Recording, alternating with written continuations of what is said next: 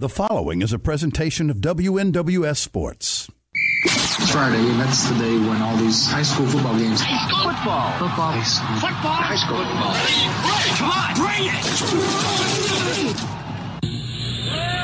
Left! Red left! Blue 58! Blue 58!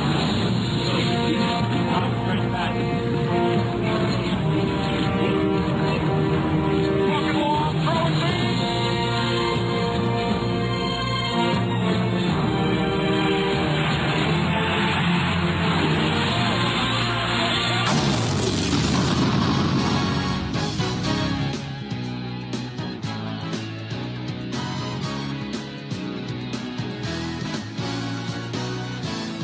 Good evening, everybody, and welcome to the reservation. It is time for the Commissioners Cup. We are so excited about this. Being here tonight, Seabass alongside Chuck Walker, Scott Hartsfield on camera tonight, and producing and directing Summer Sturgis with Worthy Road Studio.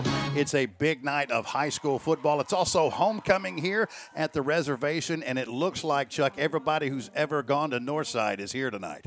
Yeah, really nice crowd. A lot of festivities. I didn't realize, because I'm an idiot, I didn't realize that this was homecoming tonight, which makes it even more special for all the Indian faithful. But I saw the tents and stuff set up, and I thought, this is all for the Commissioners Cup. This big party, this big dance is all for the Commissioners Cup. And, you know, I've only had to pull out my press pass once all year long.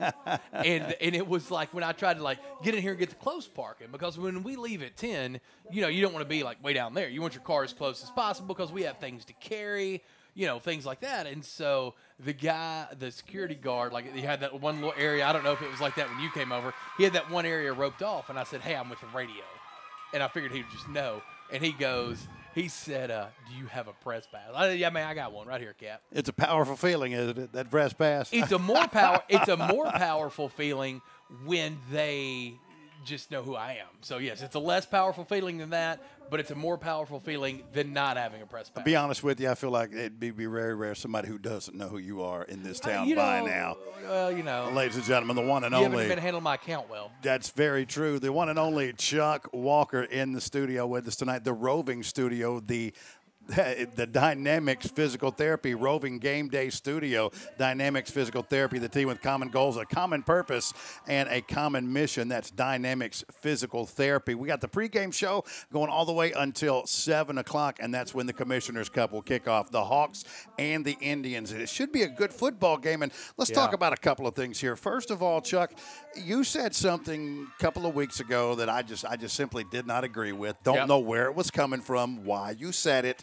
Because you said it after Southside had lost to Westview 35-0, and they had won one game all year, and that was against Liberty. Mm-hmm. But you said something to me. You said Southside was going to go on a run and win 3 of their last 4 games. That's right. Check for 2 of them so far. Yeah, they've got 2 left, and it's easily the tougher of the 2, and they will have to have big games to win either one of them. But I'd like to know what you saw. I mean, they've had wins over Chester County and McNary since, so they've won 3 games coming into the season. They've already acquired a playoff spot. The Hawks, both of these teams are in the playoffs. Right. Now they're trying to get home playoff games. Right. So it's going to be real interesting to see how tonight plays out. And, of course, next week we're going to be on the south side of town. We're going to be at Southside as they finish off their season, and it's our last regular season broadcast as the Lexington Tigers come to town to take on Southside for the season finale. But what did you see in this team that a team I've called many times, and in this season as many times as you have? Right. What did you see that I was missing when you said that team would win 3 of their last 4 games? So I believe this about high school football, right? I think a lot of the times it's about a matchup. I don't think you can necessarily look at just a common opponent. I think that the way that Martin Westview played defense and stopped the run, which is what Southside likes to do, and Ty Simpson was able to throw the ball around the field. Even when he didn't, the threat was there. All the safeties, the second it had to go with receivers all the time, right? The threat was there with Ty. I look back at a common opponent and the 2 styles that these 2 teams play, and I go back to that Ripley game, which Southside lost week 1. Should not have lost that game at all. They're a better team with Ripley. and I just looked at the progression. I think that by the time next week hits, we'll have called almost 2-1 Southside games, or at least more. Maybe not 2-1, but at least more Southside games, just as the way the schedule has fallen here in town. And so I see them, number one, getting better every week. Number two, I see these other teams in the matchups and what they do and what Southside is pretty good at. And you know, Northside looks bigger than I remembered when they were warming up. I was actually down there hanging up the banner. I couldn't start for this team. I'm a big man. I'm 230 pounds. I bench 315. I'm a stout dude. I couldn't start on this line. I mean, these are big boys out there. So I may have, you know, I may be saying Southside's going to, you know, ramrod Lexington. I didn't necessarily call it. I just said 3 of the last 4. They got the first 2 legs done. Northside's big. It's a big night of high school football. There's a lot going on, not just the Commissioner's Cup. There's a big battle of the private schools between Jackson Christian and TCA. We'll talk about that. We'll also tell you about some of the big games going on.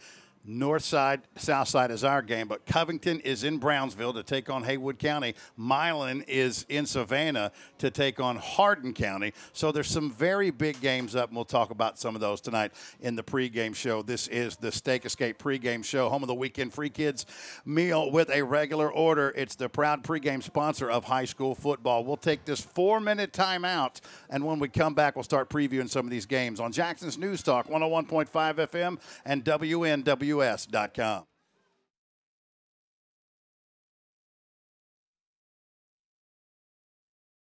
Elite Contractors is the #1 choice for roofing in West Tennessee. But did you know that Elite Contractors does the same quality work in water mitigation, helping you recover from natural disasters, pipes bursting, mold extraction, and more, working directly with the insurance company? For over 20 years, Elite's award-winning and experienced team has been dedicated to exceeding our customers' expectations. Elite Contractors wants to be your contractor for life for all your commercial, residential, and insurance restoration needs. Visit our website to see our work and schedule an estimate. EliteContractorsUS.com. Hi, welcome to King Jewelers. What can I help you with? I need a gift for my wife, please. Any idea what she would like? No, not really. Does she like yellow or white gold? Would she want a ring or a necklace or earrings? I have no idea. Guys, don't get a less than perfect gift. Send your special lady into King Jewelers to create her wish list. Our staff will help her pick out a few different options, and if she'd like something custom made, we can get started on it in time for Christmas. So don't wait. Send her by King Jewelers today. King Jewelers, 16B Conrad Drive in Jackson.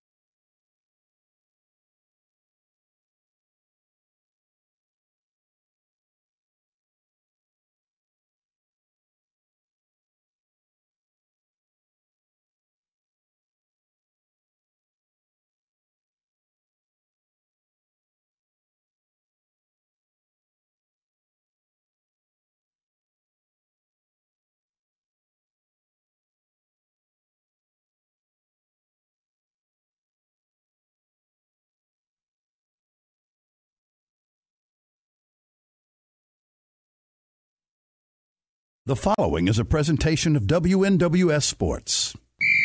Friday, and that's the day when all these high school football games. High school football. Football. High school. Football. High school football. Right, come on, bring it! Left, with left! Blue 58! Blue 58! Bring back. Walking along, throwing.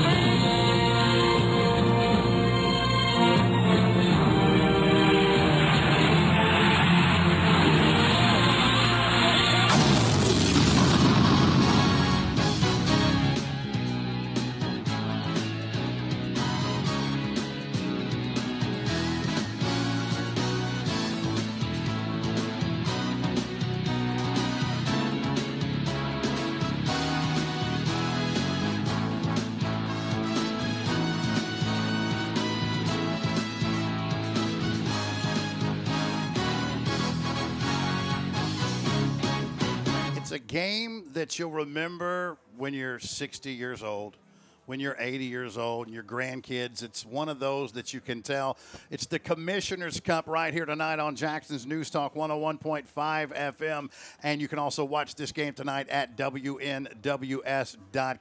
Seabass alongside Chuck Walker, Scott Hartsfield, and Summer Sturgis. And courtesy of Worthy Road Studios tonight, we're very excited about this game. It's homecoming here at the reservation, and the festivities have been going on all day long, actually all week long. Yeah. But we've been here, I think Summer and I got here about 5 hours ago, man, and there was a stand full of kids, and they were doing a powder, today they were doing a powder puff football game for the ladies that play here at Northside. Who won? Or to go to school. I think the sophomores may have won. They got it going, but tonight it's the real deal. We got Coach Reeder and Coach Powell, the Indians, the Hawks. And we think we've got an excellent football game for you. Now, here's the deal. This is not a region game anymore. That's okay. That doesn't take anything away from this. The good news for both of these teams, and I will say that the pressure's off because both teams are in the playoffs, because there's plenty of pressure here. There's bragging rights on the line, and these two, when the schedule comes out, it's one of those, Chuck, you know how it is. It's one of those that you look on the schedule and say, you circle it, and you look forward to that game, and you can't wait to play that one. Southside, winners of 3 of their last 4. Northside, 5-3 on the season. The only 3 losses, I mean, good grief, guys. You know, Hardin County, Covington, and Haywood County. I would put that. I wouldn't wish that on anybody. Covington has 1 loss. They lost to Dyersburg. Dyersburg, that's right. Yeah, what do you got, Covington, Haywood tonight? But we'll get into that in a minute. Yeah, but Haywood and Hardin County, both of those teams undefeated on the season. So you're absolutely right. And look, those teams were markedly better than the Indians, but the Indians are a very big football team, and they are a dual threat. They are an RPO at all times with their quarterback, Damari Wallace, who we've seen. He's not the biggest quarterback you've ever seen in your life. He's got a big arm, great feet, amazing decision maker. Over on Southside, Cole Britton has done a great job managing this offense all season long, and he's really started to pick things up. The running game is coming along. Yeah. They don't have the size advantage. Now, at one time, Southside was a pretty big football team. This isn't the biggest Southside team you've ever seen, but tonight they'll rely on Cole Britton. They'll need that defense to step up, and they'll need their big playmaker, Cam Anderson, who we've seen make big plays on both sides of the football all season long. We think we've got the makings of a pretty good football game tonight. Yeah, I don't know what we've seen of these two teams that wouldn't think that it's made. I'm very curious. Our last game that we called, and it was right before I made, or right after I made my prediction of Southside going to 3-4.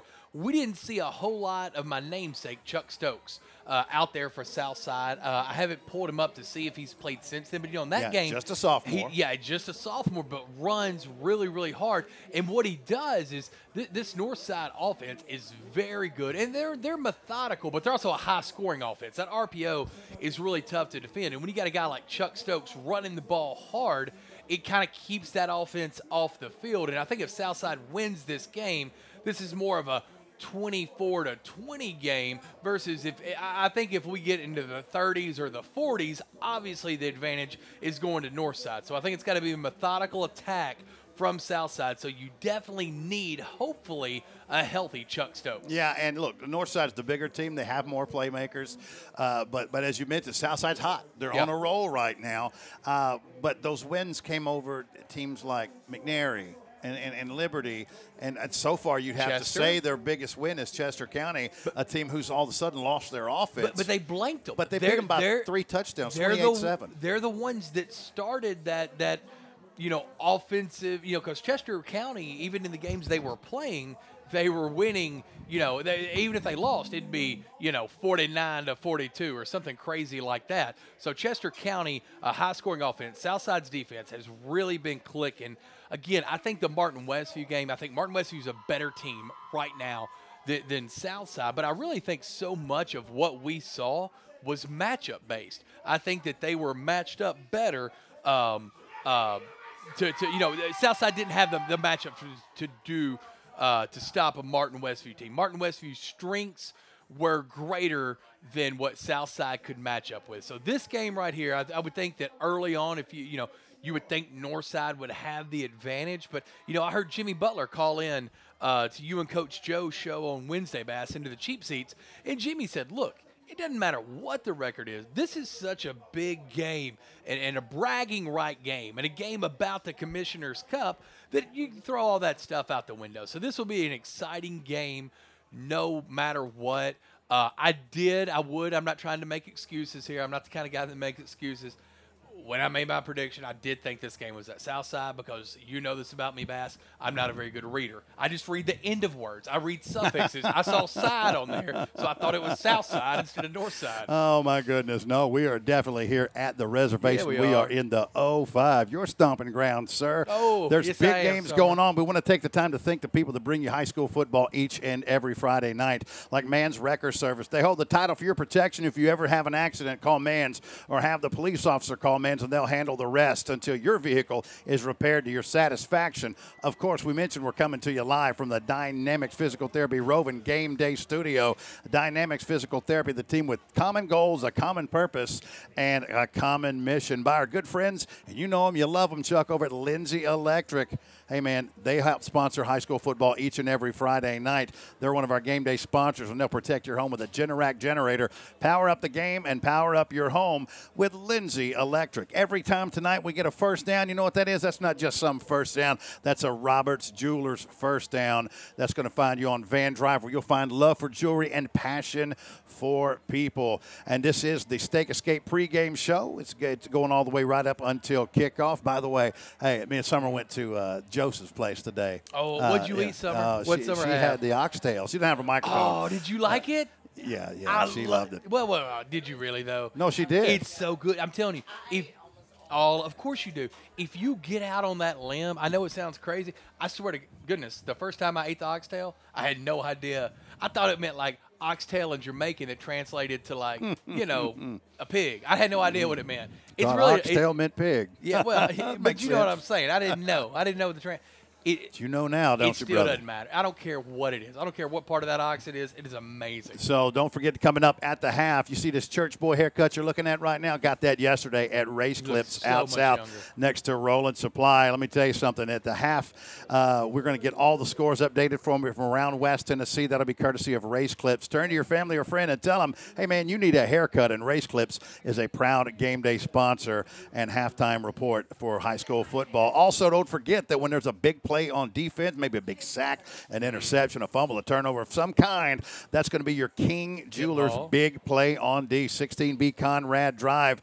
It's time to make that turnover count and get some new bling at King Jewelers, a proud sponsor of our turnover moment, and some other great friends of ours like Elite Contractors. Elite Contractors wants to be your contractor for life. By Century 21, I don't know what Winnie is. It's close. Century 21 Action Realty. Anytime, day or night, Century 21 is ready to help you sell or buy a home, find commercial property or office space with Century 21 Action Realty, and by some great folks like Leaders Credit Union, offering full-service banking solutions to move you forward. They are absolutely happy to help, and you can find them online at leaderscu.com. By Allegra Design Print Mail, see Mike and Karen Ashley, located Old Hickory at Hollywood. And, of course, can't forget about our friends at Mitchell's Body Shop. They provide traffic updates. They also help sponsor high school sports. If you have that ding on your vehicle, man, don't ride around town like that. Take it to Mitchell's Body Shop on Riverport. Yeah, I was just going to say, did you ever watch Wonder Years? Did I ever watch Wonder? Yeah. Yeah. Okay, because every time you say Winnie, right, you say ding or didn't. You remember you said Winnie or something. You said a bunch just now. Yeah, But I was a fan of Winnie. Every time I hear the word Winnie, I no longer think poo. I think Wonder Years. Winnie Cooper. Winnie Cooper, That's right. I had to right. think about it for a second. And what was his best friend's name? Paul. You know, there was a rumor all the time that Paul, Was the Marilyn guy Manson. that played Paul on Wonder Years, was actually the guy who grew up to be Marilyn Manson, which That's is not true. incorrect. No, it's not true. But you could see where somebody might say that. So let's talk about some of the big games in the area tonight. First, here in the city of Jackson, there's a battle of the private schools when Jackson Christian hosts TCA tonight. Now, you can listen to both of those feeds, one at 93.1, that's Jackson Christian with Coach Joe and Wesley Freeman, and, of course, on 105.3 with Dave McCauley and Stan Gerard. You can watch both of those at WNWS.com, courtesy of Worthy Road Studios. Also, speaking of Worthy Road Studios, you can check out the game tonight at Paul Ward Stadium in Huntington, Tennessee. Oh, I'm excited. Yeah. I'm going to be watching that on my phone. Oh, no question about it. When the Mustangs host undefeated Trenton Peabody, what a game that should be. So all of our Tide fans and our Mustang fans, you can check it out. On the call tonight, Dan Hughes and Terry Clement. So give that a look over on WNWS.com. We are going to take this 4-minute timeout.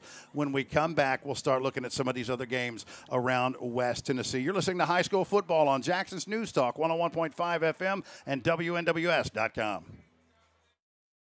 Man, if the junkyard is the right place for your old car, Man's Wrecker Service will take it off your hands. Man's Wrecker Service will be upfront, honest, and offer no surprises. It doesn't matter the condition of the car. Plus, they will take care of the paperwork and the towing. And in the event you find yourself needing a tow, fixing a flat, or a jump start for your battery, Man's Wrecker Service offers 24-hour, 7-day-a-week service. Put their number in your cell phone today, 424-2173, 424-2173. Hi, welcome to King Jewelers. What can I help you with? I need a gift for my wife, please. Any idea what she would like? No, not really. Does she like yellow or white gold? Would she want a ring or a necklace or earrings? I have no idea. Guys, don't get a less than perfect gift. Send your special lady into King Jewelers to create her wish list. Our staff will help her pick out a few different options, and if she'd like something custom made, we can get started on it in time for Christmas. So don't wait. Send her by King Jewelers today. King Jewelers, 16B Conrad Drive in Jackson. Hear that? That's the sound of vegetables, fresh cut each morning. Hear that? That's a fresh baked Italian roll, hot out of the oven. And that's the sound of fresh cut fries. Steak Escape has jobs hot off the grill, now hiring for all positions. Put some sizzle in your life and stop at our store to pick up an application and apply today to join our team. Hear that? That's a hot cheesesteak, wrapped and ready for you. And that's your stomach, craving a cheesesteak right now. Come hear what's happening at Jackson's new Steak Escape on Union University Drive. SteakEscape.com. Eat proud. This year marks Roberts Jewelers' 75th year in business. We are so grateful to celebrate this milestone. Thanks for choosing Roberts as your local family-owned business. Roberts has an in-house jeweler and appraiser, Dennis Hornsby, who is a graduate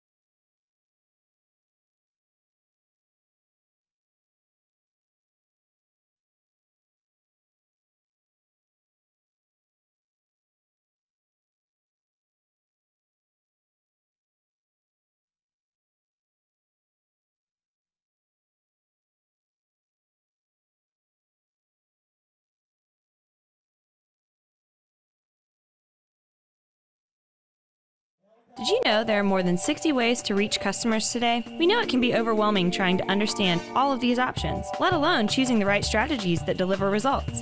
Take a deep breath.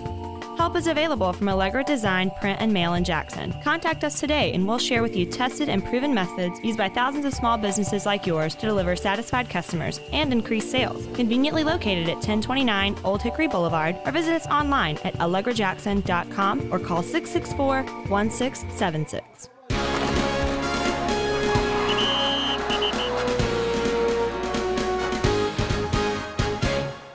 Welcome back to the reservation. Seabass Chuck Walker High School football brought to you by Mann's Wrecker Service. We're just over 12 minutes away from kickoff of the Commissioner's Cup. Jeff Wall down there talking to all the folks here. It's a huge scene here. We are so excited to be a part of this. But there are a lot of high school football games around the area, Chuck. Before we went to break, one of the games we're talking about, the Lions, the Eagles tonight at Jackson Christian, Ronnie Fowler Stadium. So what do you think about that? To me, this is a pretty obvious one. I think this should be. It should be, of course, it's a rivalry game. That offense is a lot to stop for Jackson Christian. They got a lot of weapons. Gage Boykin, the signal caller, he's got two great running backs, some great young receivers.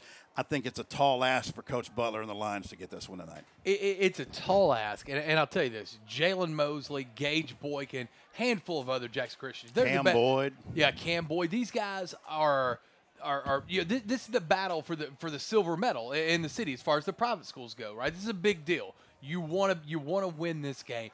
I'm going to tell you, Jake Wilson, Christian Needham, guys like that. Trinity does not have the same depth that Jackson Christian has, and I don't think anybody in this entire town has anybody as good as the freshman who's at Jalen Mosley, the freshman at Jackson Christian. Son of TJ. Yeah, I think he is the. If you can buy stock, I think that's a stock you want to buy in a kid. I think he's got a chance to be as special as some of these really big names that we've had come out of here. But I'm telling you, Jake Wilson, Christian Needham, they're really, really, really hard to deal with. I like what's going on at Trinity right now. We got a helicopter coming in. If you hear some of this, it's kind of a cool deal. They're going to be delivering the game ball. That's how big this game is. No, the Commissioner's Cup is what they're going to be delivering, and the game ball. This is a Jackson Police Department helicopter. They're probably going to be looking through your car while they're here.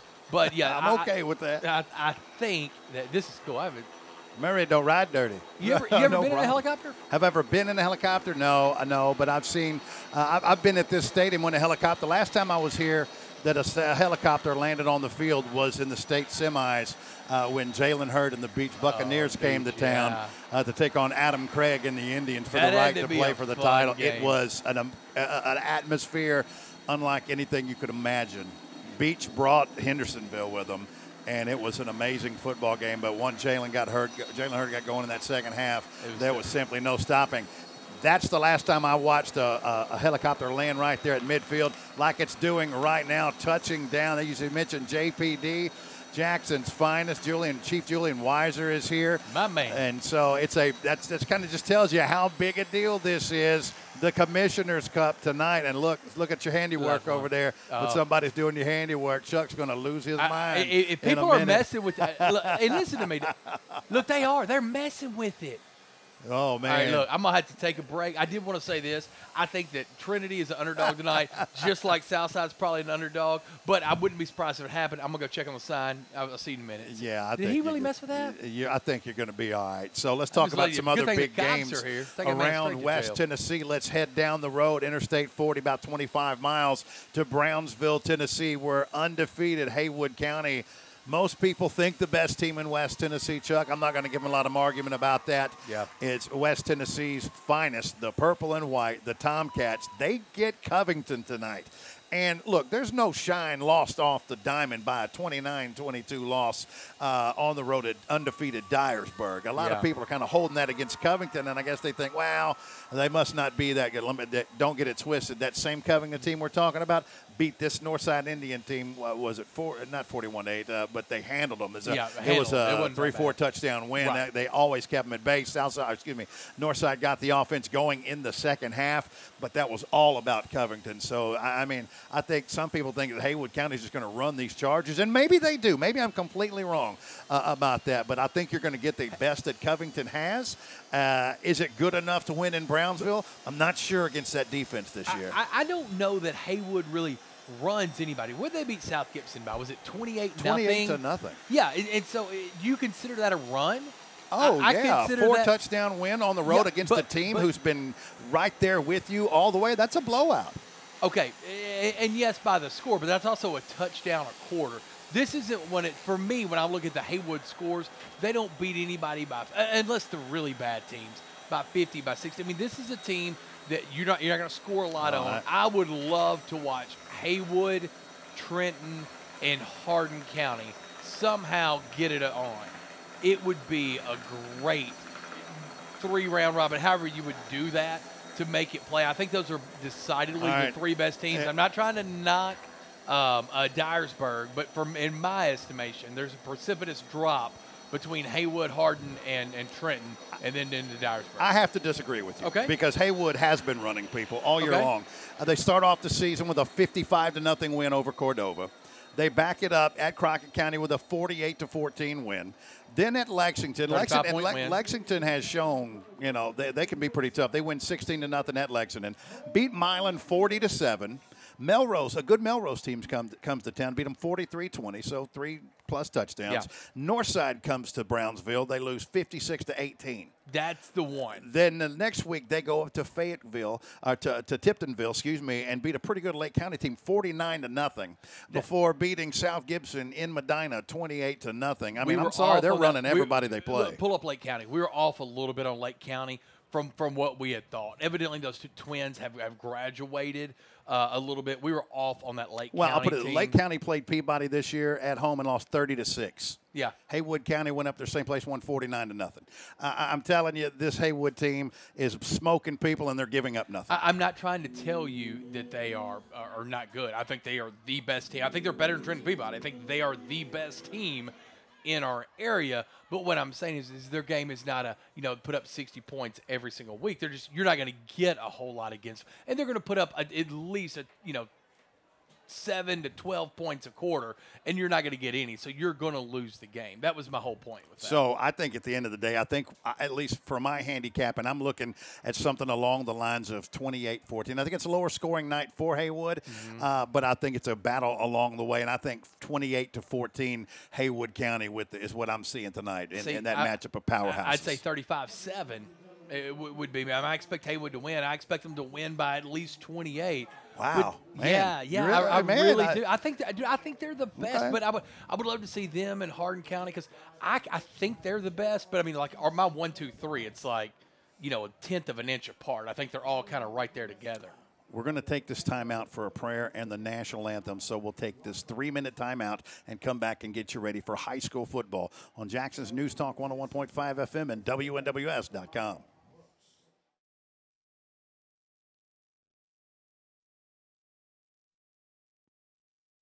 Hi, welcome to King Jewelers. What can I help you with? I need a gift for my wife, please. Any idea what she would like? No, not really. Does she like yellow or white gold? Would she want a ring or a necklace or earrings? I have no idea.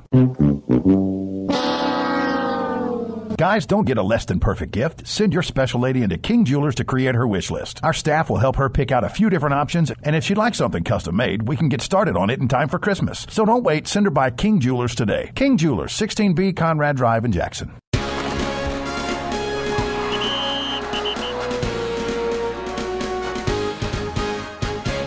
Elite Contractors is the #1 choice for roofing in West Tennessee. But did you know that Elite Contractors does the same quality work in water mitigation, helping you recover from natural disasters, pipes bursting, mold extraction, and more? Working directly with the insurance company. For over 20 years, Elite's award-winning and experienced team has been dedicated to exceeding our customers' expectations. Elite Contractors wants to be your contractor for life for all your commercial, residential, and insurance restoration needs. Visit our website to see our work and schedule an estimate. EliteContractorsUS.com. At Leaders Credit Union, we're in the business of making lives better, and we are absolutely happy to help with any of your financial needs. Whether you need a car that seats 6, a home with a real home office, or a mobile app with built-in budgeting, we are absolutely happy to help. Leaders Credit Union offers loans, mortgages, credit cards, and state-of-the-art technology to help you move forward. Apply today at leaderscu.com. Man, if the junkyard is the right place for your old car, Man's Wrecker Service will take it off your hands. Man's Wrecker Service will be upfront, honest, and offer no surprises. It doesn't matter the condition of the car. Plus, they will take care of the paperwork and the towing. And in the event you find yourself needing a tow, fixing a flat, or a jump start for your battery, Man's Wrecker Service offers 24-hour, 7-day-a-week service. Put their number in your cell phone today, 424-2173, 424-2173.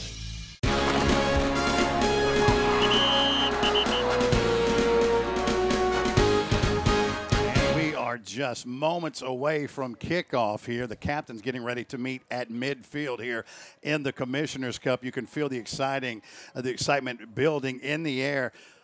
Fans pouring into this football game. They've been talking about it. This is one of the most anticipated football games in Madison County all season long. Yeah, it's got to be, right? I mean, this is because they were both these Southside is very much improved. Take the first few games out of it. This is a better team than what we've seen in Northside, who has had some big wins in Medina against South Gibson. They've had some tough losses, but they handled Ripley. I thought that they were a better team than Ripley, and they showed they were. They really pulled away from Ripley in the second half, which is what I thought would have happened in that Southside game. So, yeah, this should be a whole lot of fun. Yep, looking forward to it. C. Bass, Chuck Walker on the call. The body, Scott Hartsfield on the camera, and Summer Sturgis from Worthy Road Studio producing and directing, doing a great job. Great to have Summer with us. She'll be with us next week for our regular season finale where the same Southside Hawks will be at home hosting Lexington. And Chuck, as I mentioned a minute ago in the pregame show, the Steak Escape pregame show, it feels real good going into a game like this. It's an important game for sure, even though it's not a regional game, and both teams know they're going to the playoffs. Right. That doesn't change the fact that both of these teams want to win this game real bad. I was at the they had a press conference earlier in the week, and they had players from both teams and some alumni from both teams, and it's just one of those games where I promise you 20 and 30 years later, you're still talking about, you're getting together with old friends, some you haven't seen in 20 or 30 years. Remember the Commissioner's Cup, man, when, last second field goal type of deal. Unless you're playing for a state championship this year in Cookeville, I don't know that you play in front of this many people. You know what I mean? There's cars. I mean, look at all these cars just parked. Oh, I know. Parked, it's great. Like we will increase our attendance by 25-30% in the next 15-20 minutes. By the way, Northside is won the toss, and they will receive the ball. What would you do? So that Indians, well, it depends on who I am. Okay, so like when you were in high school and you were playing, like, I'm sure you were a captain, so you were good, right? So what did you get the call? Did your coach tell you? Did you decide it? Like, that ain't my call. Like you never got. That was not our call. That was the coach's call. We knew what we were going to say before we ever got out. And now you can say heads or tails if you want to, something like that, which I don't think I ever said heads.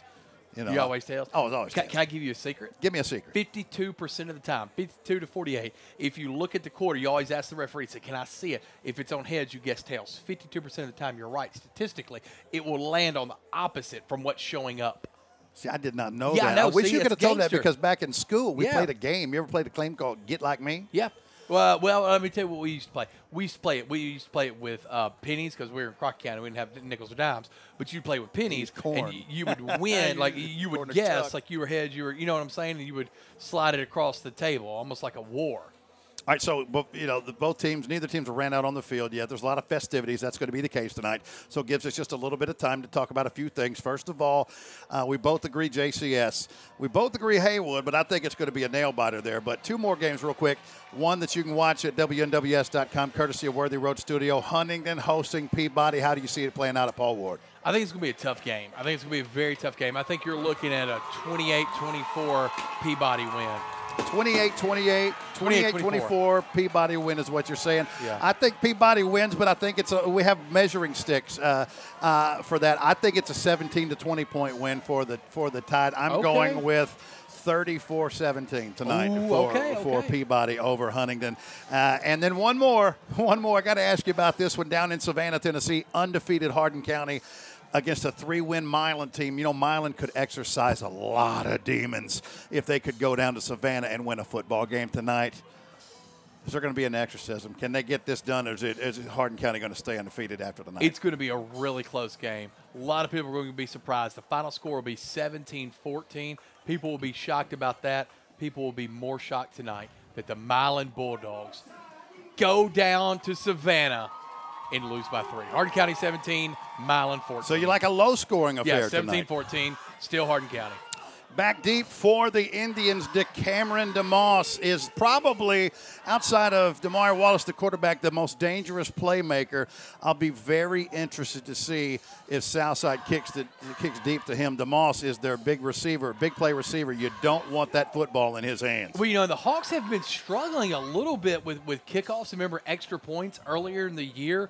They've used that squib approach a lot on some of the kickoffs, or even almost kicking it out of bounds and just saying, look, start on the 35. So, yeah, I'm curious. We haven't seen I don't know that we've seen a touchback this year for Southside. Sophomore Christian Lowe going to kick off for the Southside.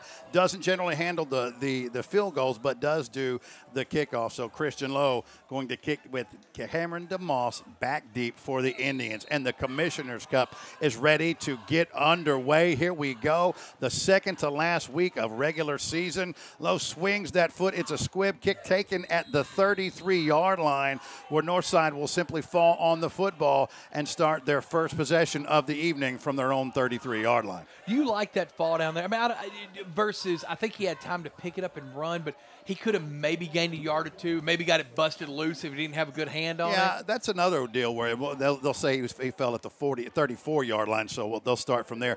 Sometimes that's coach instruction. It just depends. If they say if you're not comfortable, if you don't see plenty of room, or if it may be if it comes you fall on that football. Because here's the thinking.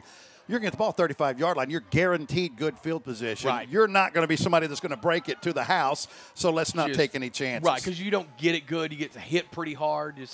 I'm with you. Absolutely right. Here we go. Wallace from the shotgun bunch formation, twins to the short side. We have a whistle. Surely, wow. No, it's wow. Yes, it is. Jesse Powell does not like what he sees. And 2 seconds into this football game, Northside calls a timeout. You remember it was, 2 weeks ago? We were at Southside, and they were hosting we were at Trinity, and Trinity was hosting an undefeated team from Memphis, and they took a timeout to start the second half after the return. Do you remember that? I do, but by the way, remind me to tell you a story at the half as to why that clock didn't work. I'll tell you about. I got the scoop behind that. Good. Yes, I did. Yeah, you did. And why it was working magically at halftime, I'll tell you about that later on. You'll trip on that. So here we go. Northside with the ball first, already using their first timeout. Only 2 seconds into this football game. Coach Powell saw something he did not like. So here we go from the left hash. Wallace from the shotgun. Twin wide receivers to the left side. That's your short side. One receiver in bunch formation. So it's pretty tight formation for the Indians on the first play of this game. Damari Wallace, that's the name you need to remember. He is an electric quarterback, can keep it, run with his feet, and has a big arm as well. His number one target, DeCameron DeMoss. Here is the snap. Handoff off right tackle, makes a man miss, falling forward to about the 40-yard line for a gain of 6 yards on the carry. That's number 21, Tyreek Pirtle, the senior running back on the game's first play. Matter of fact, they'll say he has, that's not a first down. No. They moved the sticks, but there's no reason to. Yeah, that's a 6-yard gain, not a 16-yard gain. So they'll set up 2nd and 4 from their own 40-yard line, same formation. And we have a stoppage in play. Yeah, getting the stick set back up right there. Okay. That was Malik Booz. I was going to say, if this is another timeout, I'm going to freak out. Let's see. Here we go. Yeah. Second. Okay, they're trying to get it work. I think it is a chain issue. And that is what it is. So here we go. They'll call it a gain of 5 instead. 2nd and 5 for the Indians on the initial drive of this game. Twins to the left side. Wallace from the shotgun. Here's the snap. Same play once again off right tackle. Nothing doing. Stoned that time by the Southside defense. Big number 51, Will Hoggle with the tackle. Hugley. Yeah, how do you say it? Yeah, Will Hugley. Played for us at Sacred Heart. Been a monster since he was a middle school kid. I'm telling you, really hard-nosed player. Expect Hugley to get in there and make some big tackles tonight. Well, he did, and that was the same exact play as the first of Tyreek Pirtle on the carry. He'll lose we'll say 2 yards, back 3 yards, back to the 35-yard line. Call it 3rd and about 8 for Wallace from the shotgun. Twins to his left. 52 set. Here's the snap. Wallace calling his own number right up the A-gap. Popped. He's right there at the sticks, maybe just a skosh short. Looked like he was going to have it, and one of the safeties coming up in run support did a great job. It may be about a half-yard short here. Yeah, that's Jordan Ramsey making the tackle. And see, you know, we talked about the RPO to start the game. They haven't done it. They had 2 just pretty clean, straight handoffs there. Wallace kept it on this one. Obviously, 4th and really short. Northside's going to go for this. So 4th and about a half a yard from their shotgun. I always hate that double tight formation. Twins to the left. Here's Wallace with the snap. Handoff to Pirtle. Cuts it back inside. He'll have the first down. Didn't need much. Still on his feet, driving all the way down into Hawk territory, down to the 49-yard line. A pickup of 11, and just like that, Northside picks up the first down on the 4th down conversion and is in business. And they'll spot it right at midfield. I'm going to tell you why. I agree with you. No one practices snaps under the center. But if you don't and you know what you're comfortable with, I do say you stick with the shotgun. I think you got to work it in during your week a little bit, but nobody does. So here we go against a 6-man front right now. Here's Northside. Again, Twins to the short side. This time your short side is your right. Man in motion. Here's Wallace with the handoff to the left side on the short sweep. Nothing doing. Popped once again, this time by one of the captains of this team, Clay Westover, the leading tackler for this football team from his mic position. Nasty little pop right there. He may have lost a yard or two. Yeah, really good pursuit there by a handful of Hawks. Clay just was able to come in on that backside, get completely free on the low side of the field, short side of the field for the Indians. Really nice tackle. Looks like a couple-yard loss on the game. Don't forget, we've got the Sakura postgame show directly following this one. We'll get you an update on everything that goes on in West Tennessee here in the second to last week of the season. Here's Wallace from the shotgun, calling his own number once again. Not much doing. Wrapped up maybe back to the line of scrimmage there. Southside collapsing the edges on both sides, and a great job of that zero technique. Not much for Wallace to do there. Yeah, that was number 10 and number 11. That was Cameron Anderson and Kryler Lee getting in there for the Hawks. And I'm telling you, really good penetration on this run game. We haven't seen a pass yet. A little surprised. But don't think they can and don't think they won't. And you were right. That was Kyler Lee and Cam Anderson on the tackles respectively. So here from the 6-man front, make it 5. Dropping one back. Here's Wallace firing. His man slips, was looking down to the right side for number 13, Austin Floyd. He was covered well. Even if he catches it, he's about 5 or 6 yards short. And this drive stalls just shy of midfield, and Northside's going to have to punt the football where the dangerous Cam Anderson is back deep. Yeah, Morgan Thomas, really good coverage there. Didn't buy that stop and go. Kind of got, the turf monster got him there a little bit, but nothing could be better for you if you're Southside. You're going to start this drive with good field position. The Indians didn't cross the 50. Good job for the Hawks. Let's see, also back deep, Jordan Ramsey. Let's see if they do a little directional punting, and it looks like one of the Indians left a little bit early. We have to back this bad boy up 5 yards. Let's see if that is the call. It is, and they will. Yeah, that's tough. That's real tough. Not the direction you want to be going there for Northside. Well, nice. I tell you what, you can tell. It's been a few weeks since we've done. Matter of fact, we haven't done Southside since the Westview game. One thing that you can see initially right off the get is there's more numbers. They look healthier, and they look much more physical tonight than the 3 times that we've seen them. Yeah, no, they really do.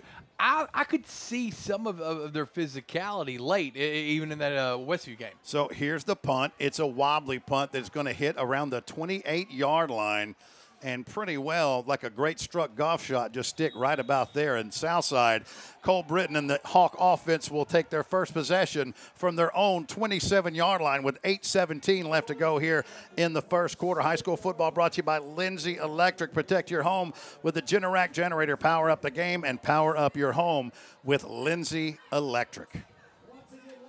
The name you want to remember offensively for the Hawks, number 10, Cam Anderson. If they can get the running game or passing game going, that's the guy that they're going to be looking for. So Cole Britton from the shotgun. Need you to get that running back's number for me, brother, if you can. My old tail. Here's a quick snap, left flat. The ball hits the helmet of one of the defenders, goes up in the air, falls harmlessly to the ground, but they were looking to target number 11, Kyler Lee, but that ball deflecting off one of the defensive linemen's helmets. He didn't get his hands up. It just hit him in the helmet. Hit him in the helmet, yeah, and that's Khalil Henning. back there as a running back. I don't remember Khalil starting any games that you and I have called this year for the Hawks, unless I'm mistaken. No, not starting, but he's definitely got carries. Some, We've seen him in the backfield. So be interested to see if we do see Chuck Graves or not tonight. Chuck Stokes, excuse me. Chuck Graves, car dealer. That's a car dealer. That's absolutely right. So from the pistol formation, twins to both sides. Britton from the shotgun. Here's the snap, handoff right tackle. Has a big hole, spins up to all the way to the 40-yard line, which is going to be good enough for a Roberts Jewelers first down. Huge hole created by that offensive line for the Hawks. Yeah, and Khalil Henning hit the hole hard there. Really quick feet, really hard running. Like that a lot. That's a really good drive. And you're going to see that a lot tonight. I think every now and again they'll work in Chuck Stokes on a screen pass or something, or maybe a jet sweep coming around the end. For some reason, the clock is stopped. It should not be. Should not. It's a first down, but that clock should be it. running. So, but it's not. 8:02 yeah, left to go. It started now. Now they finally do it. Here we go. 8 minutes left to go here in the first quarter. Here's Britton with the handoff. No, he keeps his own number off left tackle. He's got a seam at the 30, down into north side territory, and all the way just shy of the 41-yard line. That's going to be a 19-yard pickup for the Southside quarterback. Did a beautiful job, man. That defensive end crashed down. Britton called his own number right off left tackle, and it was 19 yards. Good enough for a Roberts Jewelers first down. And Chuck Stokes was in right there on the fake. I bit the fake. I was watching Chuck Stokes. Stokes was in? Yeah, I thought Stokes was number 4. I thought he had a 2-yard gain. Next thing you know, you're calling Britton down to the side. I was like, there you go. Well, Britton has done a great job of selling that all season long. I bought Smart it. quarterback. I'm literally got the best view of the field. Me and you both. And I bought it. Twins to the short side. One wide receiver split out. That's Cam Anderson. Here's the snap handoff. Not much doing. Maybe back to the line of scrimmage that time. It was Chuck Stokes, the sophomore running back, and nothing. Doing great job by that defensive line of the Indians. Yeah. They had Stokes sniffed out that time. Couldn't get a lot going. Looks like he's going to swap out here. Henning is coming back in. Number 25. Yeah, Khalil they have Henning. a running back by committee at Southside. They we always have seen have. several. Yeah, they always have. That's kind of been the workhorses of these Hawks football teams over the years. 3 wide receiver set. Henning flanking Britton from the shotgun. Here's the snap. Britton out into the left flat, complete to his back. Taken down about the 37-yard line. That was Charlie Hartshaw on the reception. Pickup of maybe 3, possibly 4, setting up third, and about 6 for the Hawks. We'll call it 3rd and 7 for the Hawks from the north side, 37-yard line. You feel like he may have checked down a little soon there. That may have just been the play call. I feel like he maybe checked down because he had missed the number, but he had a receiver kind of running right down here to the sideline, which should have been close to the first down that didn't have anybody on it. I think he saw his guy unchecked in the short side flat and went with it. No problem there. You'll take that. Twins to both sides. Shotgun snap for Britton, looks to the right. This pass deflected and falls harmlessly to the ground. That ball deflected by Jamari Anderson. The senior defensive end got up. If you can't get to the quarterback, you get those hands up and knocks the ball down. That's the second pass knocked down at the line of scrimmage on this first drive for Southside. Now let's see what Southside wants to do because they're right there in that area where you could punt. You can't kick a field goal from here because you don't have a 54-yard field goal kicker. You're going for so it looks like Cole Britton and the Hawks, at least right here on appearances, are going to go for it. And that's the second out of 4 passes that have been knocked down by the Indians. So 5 wide receiver set, trips to the right. Britton looking, wants to go for it all, going for the post, has a man, goes up and caught down at the 3-yard line. Is that Cam Anderson? That is Cam Anderson, if you need him working the inside. Beautiful catch there. Huge play. That's a Roberts Jewelers first down and a man's record service. Big play that time. A 34-yard hookup from Britton to Anderson, and the Hawks are knocking on the doorstep. What a throw by the senior quarterback. A great throw. Really good throw. Really good route, too. And he got that ball up in the air and held on to it. Hawks are well with, what are they on, the 6? They are at the 3-yard line. First and goal for Southside. Here's the handoff off left tackle. He is absolutely depleted that time. Was that number 1? Was that Jamari Anderson once again? Yeah, it looked from the like left, him. from the right defensive end position that time, comes in and absolutely cleans the clock. That is definitely a King Jewelers, a big play on defense. He came in unscathed. I don't know what was happening to the blocking on the left side, if that's where the play was going, but he literally just stood up and there was hitting right there for him to take down. That's the hardest hit we've seen this year. That was very big hit. Pretty nasty right there. So 2nd and goal for Southside. 5 minutes left to go here in the first quarter. Play action fade right side to a tight end is what I would do. Single wide receiver.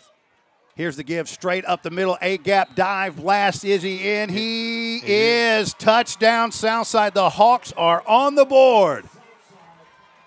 Yeah. Can we get the number of that truck? That was Chuck Stokes right there. Little halfback draw right up the middle, right to the right side of the guard there. Beautiful run. And just like I said, I would hand that to Chuck Stokes. Working the right side of that Southside offensive line. What a drive for Southside. David Steen, the kicker, in for the extra point attempt. The snap is low but picked up. The kick is up, and it is good. But we have a flag on the play, so hold up. Let's see what we've got here. Yeah, it's a backside flag, isn't it? So you would think this would be on the defense? Let's see. That is going to be on the defense. It's declined. So your score with 4:53 left to go here in the first quarter. Southside 7 and Northside nothing on the Commissioner's Cup on Jackson's News Talk 101.5 FM and WNWS.com. We'll take this 30-second break and come back to you from the reservation right after this. Nice body. Thanks. You've had some work done. You should have seen me last week. I was a total wreck. Oh, who did the work? Well, I insisted on the best. Mitchell's Body Shop. That is one good-looking ride. Fender benders to total wrecks. Mitchell's gives a lifetime warranty on all repairs. Mitchell's Body Shop, 96 Riverport Drive, Jackson. When you want the best body in town.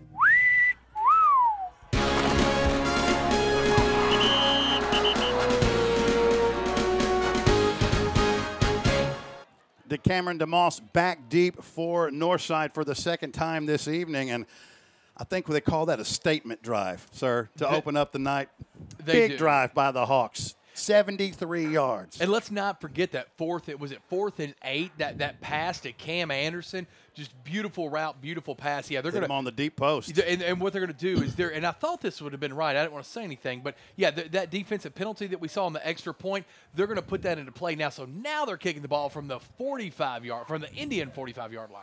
And this is one of those where if Ho wants to put his foot into it, because if you squib it, I mean, I guess you could just honestly at this point you could onside kick this football. Definitely onside kick. I might consider it would be the same thing as squibbing like you did last time. There's Absolutely. no reason not to try that. If you've got the onside kick in your repertoire, this is exactly the time to use it right here.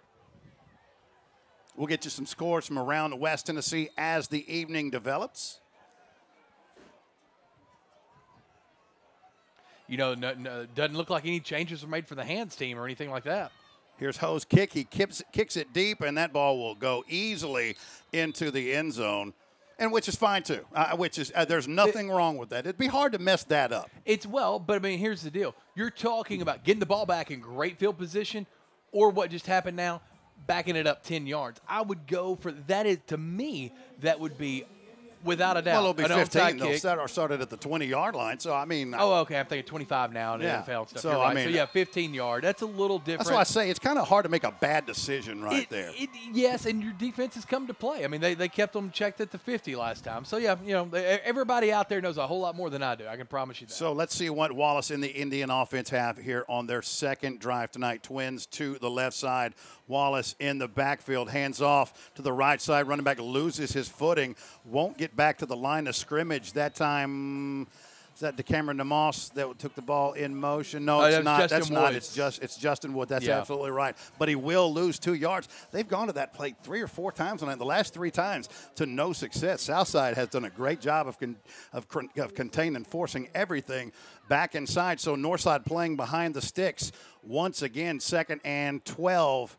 From their own 18-yard line. Wallace from the shotgun calls his own number. The ball's on the ground, and it looks like Southside may have pounced on it. Let's see what they say. They agree with me. Yep. The white hat points towards the end zone, and holy cow, a King Jewelers big play on defense. The turnover for Jashawn Bond, the junior defensive lineman. the handoff was just not there. The exchange was a bad one. It hit the ground, and Southside pounces on it, and they are in business once again at the Northside 15-yard line. Well, and this it has to be some of Northside's playing, because if you think back to that Ripley game, they handed it off and did the pass option a ton the first half, and really started airing it out in the second half. But I tell you what, if you get down by 2 scores, you got to start airing it out in the first half. Boy, color me stunned. Yeah. This is like a completely different Southside team than we saw against Westview. Here's Britton looking. He wants to go for the end zone. He has a man. It is nearly picked off. That was great coverage that time by the Northside defense. Hey, I get it. Go for it, but you got to survey. There was no one open at that time. Great coverage by the Indians. Well, and he was looking for Cam Anderson, which is the right guy. That pass was just a little bit behind him, or Cam kept running the route. Either way, Cam was going to the pylon there. And almost picked, and it's definitely not what you need. But, I told you there's just something about this Southside team that I kept thinking was getting better, even in a 35-0 loss against Westview. You're better than me because I didn't see it. But well, you were clearly right. But you were clearly correct on that, though. Here we go, 2nd and 10 for Southside. Anderson in motion. Little pip pass, tries to string it out, needs the edge, gets it, and will be taken out of bounds at about the 10-yard line. So it'll be about, we'll call it 3rd and about 5 yards. Good job of lateral pursuit by the Indians that time. The only reason he got 5 yards is Cam's got a long stride and he's got good speed. That was defended pretty well. Well, and that's a little sweet play, or I guess that's a pass. It's still a pass play, but you know what I'm talking about. Same difference. Yeah, from jet motion, and it's literally just kind of touch and pop it because there's no danger there, because if he drops the football, it's an incomplete pass. And it's the only way you should ever run that play. It's a great call, but you'll see Cam do that a couple times tonight, and it's like you said, he's the guy you're going to get it to if you're the Hawks. Southside can get the first down right there at the 5-yard line on 3rd down. Here's a short side give. Not much doing, stringing it out by a host of Northside defenders, maybe a yard, and that's going to set up 4th down and about 3 or 4 for Southside. You got to believe you try to make this a 2-possession game here with Steen, but yeah, I would think so. I mean, in high school, this is a very makeable field goal. That was Chuck Stokes on the carry there. I didn't like how he busted it to the side. I was thinking maybe on that something like that, maybe Henning, who seems a bit more explosive, but Stokes has proven, especially in that first game, he's a hard tackle, so he may grind out those extra 3 or 4 yards. Now, let's see what they do, though. I think they may be going for it here. Interesting. Hey, let me tell you, Coach Reeder's being very aggressive. 4 wide receiver set. Stokes in the backfield. Here's the snap. Britton calls his own number off right tackle, fighting. It's very close to the marker. I think he's about a football short, but we'll have to see. The ball is on the other side of the field. It depends on the spot. Needed 4. I think he got 3 1/4, but we'll take a look at it. He did not get what he needed. That is a King Jewelers big play on defense, and when Northside needed a stop, they got it. You got to ask. Now, look, remember something. Southside's in the playoffs already. This is not a region game. Yeah. The season is not on the line tonight. Right. And you good with the call? Yes, and I'm going to tell you why. Because Coach Reeder knows something we don't when it comes to his kicking game. A lot of things that we don't. Well, that's very fair. But what I'm telling you is they did this against Ripley week 1. They know more about their kicking game than we do. They missed about half a yard. There's a ton of things in life you miss by more than half a yard. So the Indians stop the Hawks there, dodge a bullet, get the ball back deep in their own territory from just outside of the 5-yard line. Wallace from the gun. Here's Wallace calling his own number off left tackle, makes a man miss down that left sideline, shows that speed, flashes, it gets out just right up to the 20-yard line. That's a gain of 15 and good enough for a Roberts Jewelers first down. Yeah, really good play there. And I don't know how many of these fakes I'm going to buy, but so far I'm 2 for 2 on these because I didn't even see it until he was going out of bounds. Hey, now you think about my old butt from I mean, dude. And we're not looking at a monitor. Yeah, I've been watching Sunday Night Football. I'm like, how did you not know this? Exactly. And I'm like, Lord, I've missed 2 from here, and I'm looking through 2 panes of glass right now. 1st and down for the Indians. Here's a give off right tackle, stringing it out. Good job, but getting to the outside, bouncing out, making a man miss was number 21. That's Tyreek Pirtle on the carry. He picks up about 5 yards to the 25, 2nd and 5 for the Indians. Yeah, Jason Bond and a couple other Hawks had that snipped out. And really, both teams, I'm impressed, are moving good side to side. They're taking off this off-tackle run. 1:40 left to go here in the first quarter. Southside leading Northside here in the Commissioner's Cup, 7-0. Wallace from the gun, Twins to his left. Calls his own number once again, tries to get outside and met by about 6 different Hawks who take him down for a 5-yard loss. They keep trying to string this thing out, but I'm telling you, lateral pursuit for the Hawks tonight has been fantastic. That is also a King Jewelers big play on defense. That's going to bring up 3rd and 10 for Northside from their own. We'll spot that ball at the 20, so we'll call it 3rd and 10. If you're Coach Reeder and he all of a sudden decides to make you the defensive coordinator, how many spies do you put on Wallace? At 11. least one the entire – yeah, everybody's watching. 11. But you're right. They haven't thrown the football almost at all tonight. I think one pass tonight, and Northside has a very solid passing game. Let's see if they get DeMoss here as there's a straight drop by Wallace right up the right hash. Finds his man at the 50. It's a foot race down to the 40. Makes a man miss and finally taken down at the 25-yard line. And there's a flag at the end of this play. This may be a personal foul of some kind at the end of it. Yeah. But I do believe that was just exactly who we were talking about, DeCameron DeMoss, the name you got to look out for. He is an exciting playmaker. Wallace hit his guy in stride with a beautiful pass. Great job of blocking by the offensive line, and that is a man's record service big play on offense. When you were a kid, did you have a Jack in the Box? Terrified me. Let's see what this call is. It's an unsportsmanlike penalty against Northside. So the first down will definitely count. Yeah, it's going to back it up some. Big play there. Yeah, I hate to see that. But this is what Wallace is like, and especially that Wallace-DeMoss connection. It's like that Jack in the Box. They kept running it and running it. They would lose a little bit, but you knew it was there. And all of a sudden, it comes out and scares you. When you saw it right there for a huge first down, backed up a little bit, but huge first down. I mean, this team can throw the ball as well as they can run it. That was a beautiful pass. We knew it was coming. And that was stride to DeMoss. His first shot to DeMoss, and it was a big pickup for the Indians down at the 40-yard line, 1st and 10 with 37 seconds left to go here in the first quarter. Wallace from the shotgun. Here's the snap. Looking, surveys, finds his man in the right flat, complete down to the 34-yard line. That's complete to Austin Floyd, the junior wide receiver. Very solid. He would be what you would consider their possession receiver. Big time hands, catches almost everything thrown to him. Yeah, had a couple of touchdowns had a touchdown and a 2-point conversion against Ripley. Yeah, when we were here last. Really good hands, and you called that right. You need to hit a big target. He's your guy. Let's see if Northside elects to run one more play. We're down to the last 4 seconds of the quarter. And just getting this play off, Wallace on a pump and go, looking for his man. The ball is overshot. Now, there was contact between the defender and DeMoss, but I think that was just incidental. Actually, if anything, DeMoss causes the contact, so no flag on the play. And it could have been an uncatchable ball, too. That ball was 8-9 yards past even the Hawk defender, so it would have been 9-10 yards in front of the Indian defender there, or receiver. So after 12 minutes of play, your score, Southside 7 and Northside nothing. We'll be back in 30 seconds on Jackson's News Talk 101.5 FM and WNWS.com.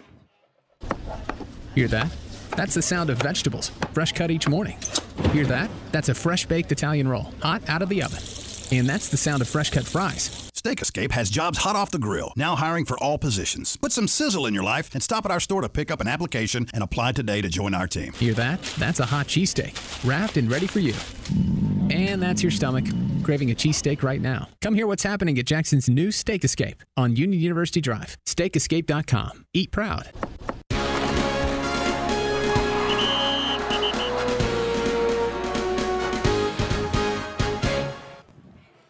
Welcome back to the reservation on Jackson's News Talk 101.5 FM's coverage of high school football.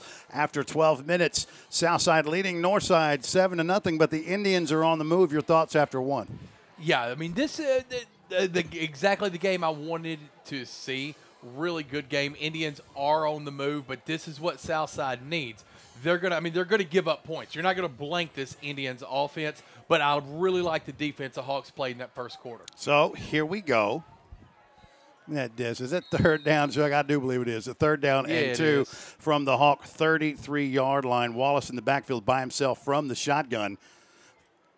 Here's your man in motion, handoff. No, that's Wallace calling his own number straight up the middle, bounces it out on the right hash and taken down at the 20-yard line. More than enough for the first down. It's a pickup of 13 yards. That's good enough for a Roberts Jewelers first down, and this time he fooled the old man too. Yeah, let me ask you something. How tough is it? Because we brag on Wallace because of his size, but when you're a lineman, or especially if you're in that second part of the defense, and you've got somebody that can kind of hide behind the offensive line, even the defensive line, and then shoot through there, how hard is it to see them? Hard. Yeah. I figured it would be. And he even gets low. Like you think, hard. Down to the 20-yard line for Northside on the move here in their second possession. Now here's the handoff. Nothing doing that time. That's Pirtle wrapped up by a host of Southside defenders, I believe. That's Nick Powell jumping in there Nick early. Powell, the junior linebacker, led the charge for about 3 or 4 Hawks. Another loss on the play of, what are we going to call this one? Boy, he didn't just lose. He lost a lot of yards. Yeah, I thought so. Powell was in there. He lost 6 yards He on that almost play. received a snap. That was a great jump on the snap of the ball there. All the way Just back instinct. to the 26-yard line for Northside, 2nd and 16. Northside going the wrong way. Here's Wallace calling his own number. Has a seam right up the middle. Bounces it back out. Taken down in the open field, but not until he picks up about 10 yards. Down to, we'll call it the 14-yard line for Northside, setting up 3rd and about 4 yards for Northside at the Hawk 14-yard line. You know, for the 3rd time in a row, I bought it. So did Nick Powell. He had Pirtle wrapped up there, but unfortunately Wallace kept the ball. Yeah, and got Pirtle about a didn't have the 9-yard ball. gain. Yeah, but everybody's buying it. Such great fake handoffs here that we're seeing. Here we go. 3rd and short for the Indians. Here's the snap, handoff. Tries to bounce it out. That's Pirtle. Makes a man miss and falls forward. He should have enough. He will. Good enough for a Roberts Jewelers first down all the way to the 8-yard line. That's going to set up 1st and goal for Northside with 10:23 left to go here in the first half. Yeah, really nice play there for the Indians. That 3rd and 12 is going to define this drive. Well, I guess the pass earlier in that 3rd and 12 pickup there by Wallace was impressive. McKenzie leading Sequatchie County 21-0 in the first quarter, undefeated McKenzie. Here's the snap to Wallace. Gives right up the middle to Pirtle. He is pop, but keeps going, dragging defenders, slips through and into the end zone. What a run by Tyreek Pirtle that time. He's hit right at the line of scrimmage, makes about 4 guys miss, spins around, breaks a tackle, and goes into the end zone. And that, my friends, is a touchdown, a man's record service, big play on offense. And now the Indians are an extra point away from tying this bad boy up. You know, the thing about Pirtle is when you hit somebody low like that and you don't wrap those feet up, keep your feet moving, you just step right through that. You can't bump him down. There's the fireworks. I was looking for him. Yeah, they were going to wait till Northside did something good. Well, that's probably a fair call. All right, extra point is high, but taken down. The kick is up, and it is good. And your new score with 10:01 left to go here in the first half, Northside 7 and Southside 7 on Jackson's News Talk 101.5 FM and WNWS.com. This year marks Roberts Jewelers' 75th year in business. We are so grateful to celebrate this milestone. Thanks for choosing Roberts as your local family-owned business. Roberts has an in-house jeweler and appraiser, Dennis Hornsby, who is a graduate gemologist and has been with Roberts for 30 years. Roberts does custom design jewelry in their very own RJ Case Custom Design Studio. Book your appointment with Chris online at robertsjewellersinc.com. Stay in the know with events and promos on Roberts Jewelers Facebook and Instagram. Roberts Jewelers, 405G Van Drive in Jackson.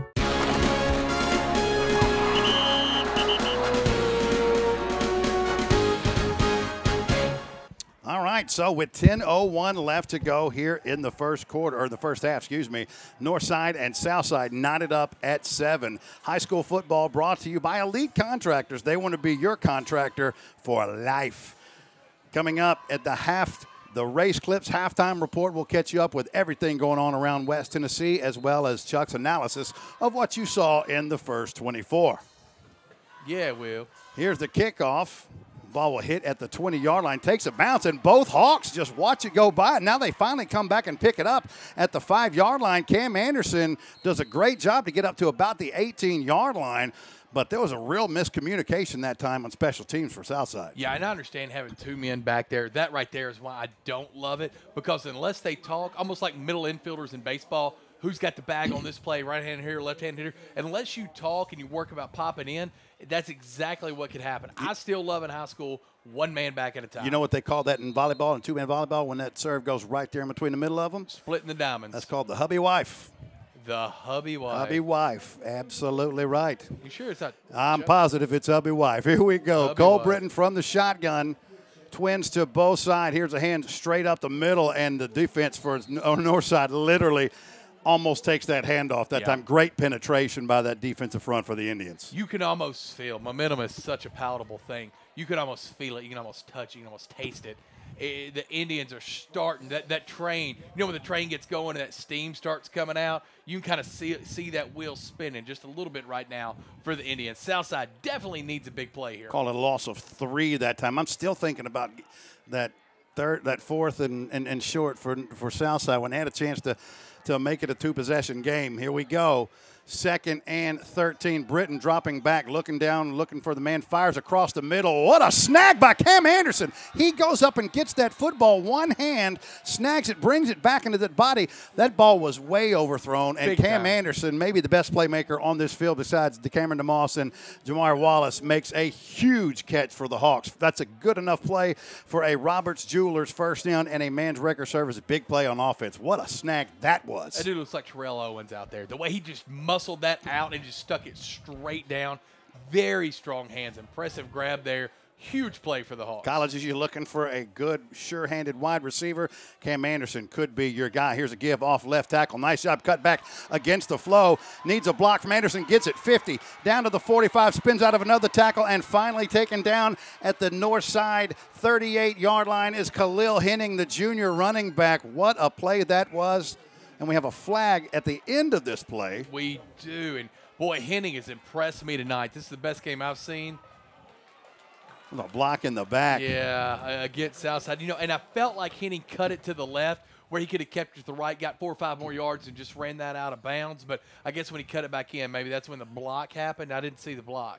And that play originally designed to go to the left. He saw a crease, cut it back to the right. Initially, that's where he had that open space. Now, this will still be good enough for the first down, even after the mark-off. It's going to set the ball at Southside's 49-yard line. That was the Roberts Jewelers first down. And Southside in business. You said they needed a big play. They got one. Yeah, well, they got 2. They got Henning, and then they got Anderson. Well, I guess Anderson and then Henning. But I tell you what a crazy weapon that is. For a team that's not that offensively explosive, they sure appeared to be right now. So here we go. Stokes in the backfield with Britton. Stokes to his left. Twins wide receivers to both sides. Here's the snap. Play action, looking for the play on the slant and overthrown that time, trying to find his man. That was Kyler Lee, the intended receiver. Britton's passed out on him just a little too much, and the ball falls harmlessly to the turf. Some scores for you from around West Tennessee. You'll find interesting. 9:50 left to go in the first half. Lexington and Crockett County in Alamo knotted up at 7. A little bit of surprise there. Crockett County's a good or a better first-half team than they are a second-half team. Here's one for you. In the second quarter, Haywood 6, Covington nothing. Low-scoring affair after one quarter in Brownsville. Here's one that may surprise you a little bit. Huntington 14, Peabody 7.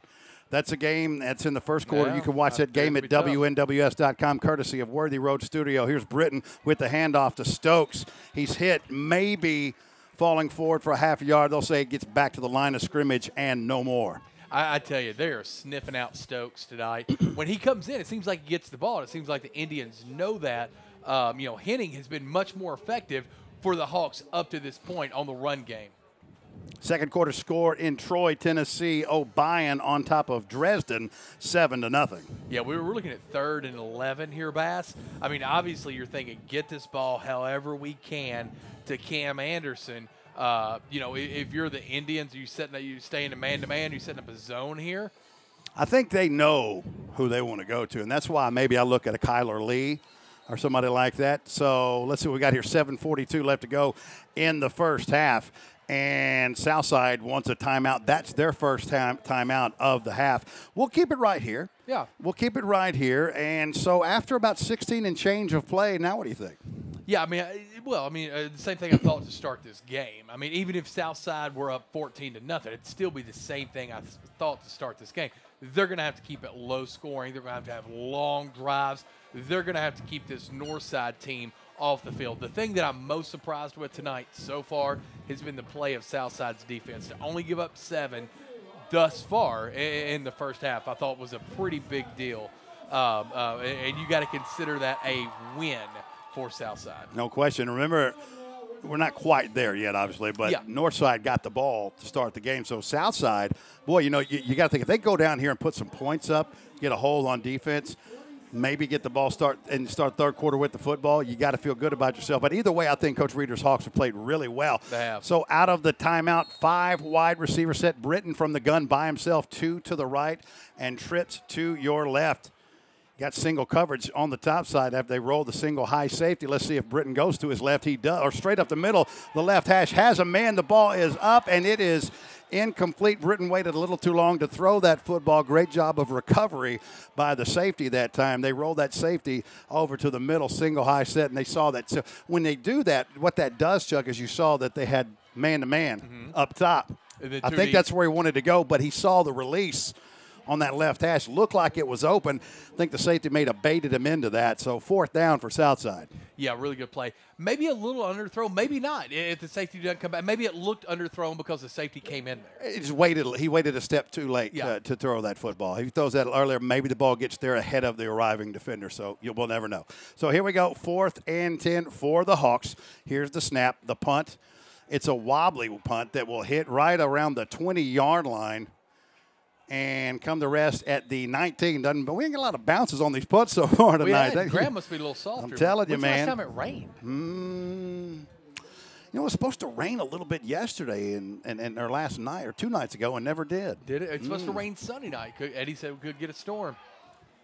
There's a storm brewing right now here at the reservation. It is the Commissioner's Cup. Yeah, it is. Where's Knotted that cup up at 7. They gonna let us touch it during halftime or anything? I did get a good picture of it at the press conference. Did you beautiful. Drink champagne out of it or anything? Yeah. Well, that's nice. Yeah, I did. Well, good for you. Yeah, I sure did. Summer, how you doing over there? She's doing well. Look at Summer. The body out there doing his thing. Now. Here we go. Wallace.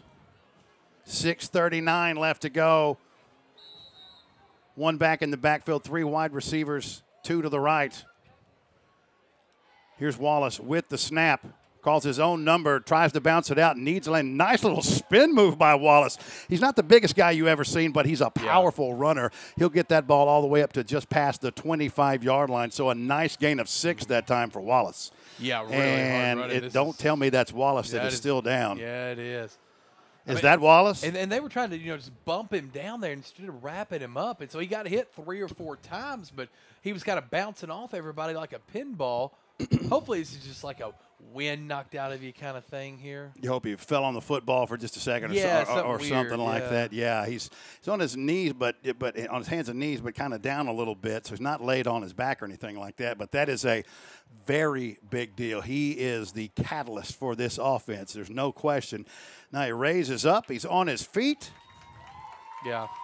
And the senior will walk to the sidelines. I don't see a limp or anything like that, do you? No, I don't. Okay. And you know what I saw? Coach Powell and Coach Reeder both going out there. They realize what this guy means in this game. I think they were both, obviously, Coach Powell, but Coach Reeder, too, wanting to be out there. You want to see everybody at full force in a game like this. Yeah, so 2nd and 4. Let's see if you can get that number for me, Chucky. Yeah, I can. That's a gold number. It's outlined in blue. He's got a helmet on, white sleeves. Here we go. Here's the handoff. Straight up, A-gap, left side, spins forward, falls close to the marker. Be very close to the first down. Looks like he may have enough for it. He does. That was Justin Woods on the carry. And Northside picks up a Roberts Jewelers first down at their own 30-yard line with 6:14 left to go here in the first half. And that's Jorge Harris back there as quarterback. Jorge Harris. Yeah, he was. But Damari Wallace is coming back in. Is back in the game. Yeah, got to take a play off when you have an injury timeout like Woods that. in the backfield with him. Twins to your right. Here's Wallace. Hands off. This time trying to beat nothing doing. Woods to the short side, and beautiful job of recognition that time. You're not going to beat this cat one-on-one. That tackle by Southside number 23, Nick Powell, the junior linebacker, who's already had a very good half here for Southside. He really has. And I'm going to tell you what, if they would have handed that ball instead of faking it down here a handful of drives ago, then, Powell would have had 4 tackles for a loss in the first half. He's got 3 as it stands. So we'll call it no gain, 2nd and 10 for the Indians. 5:28 left to go here in the first half.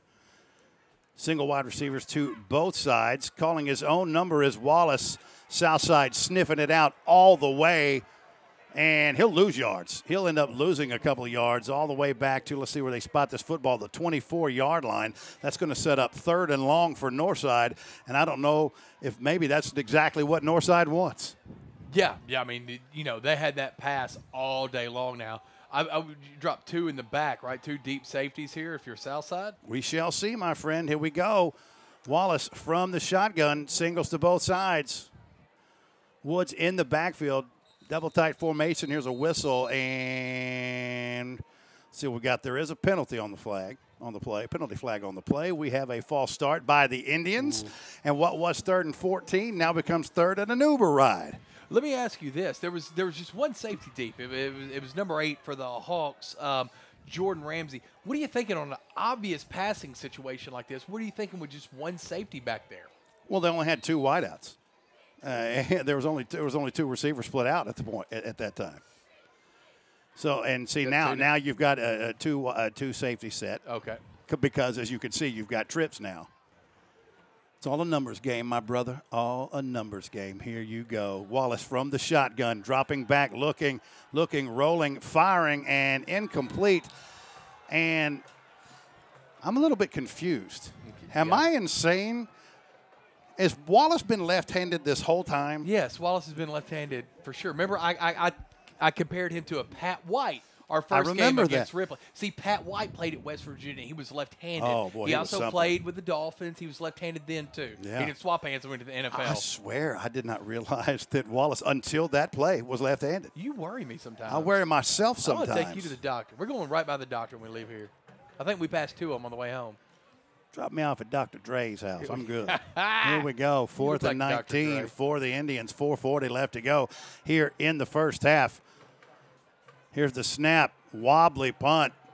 Taken inside Indian territory at the 48-yard line. Here's a flag down. Anderson finds a seam down to the 40, but this one's going to be backed up into Southside territory.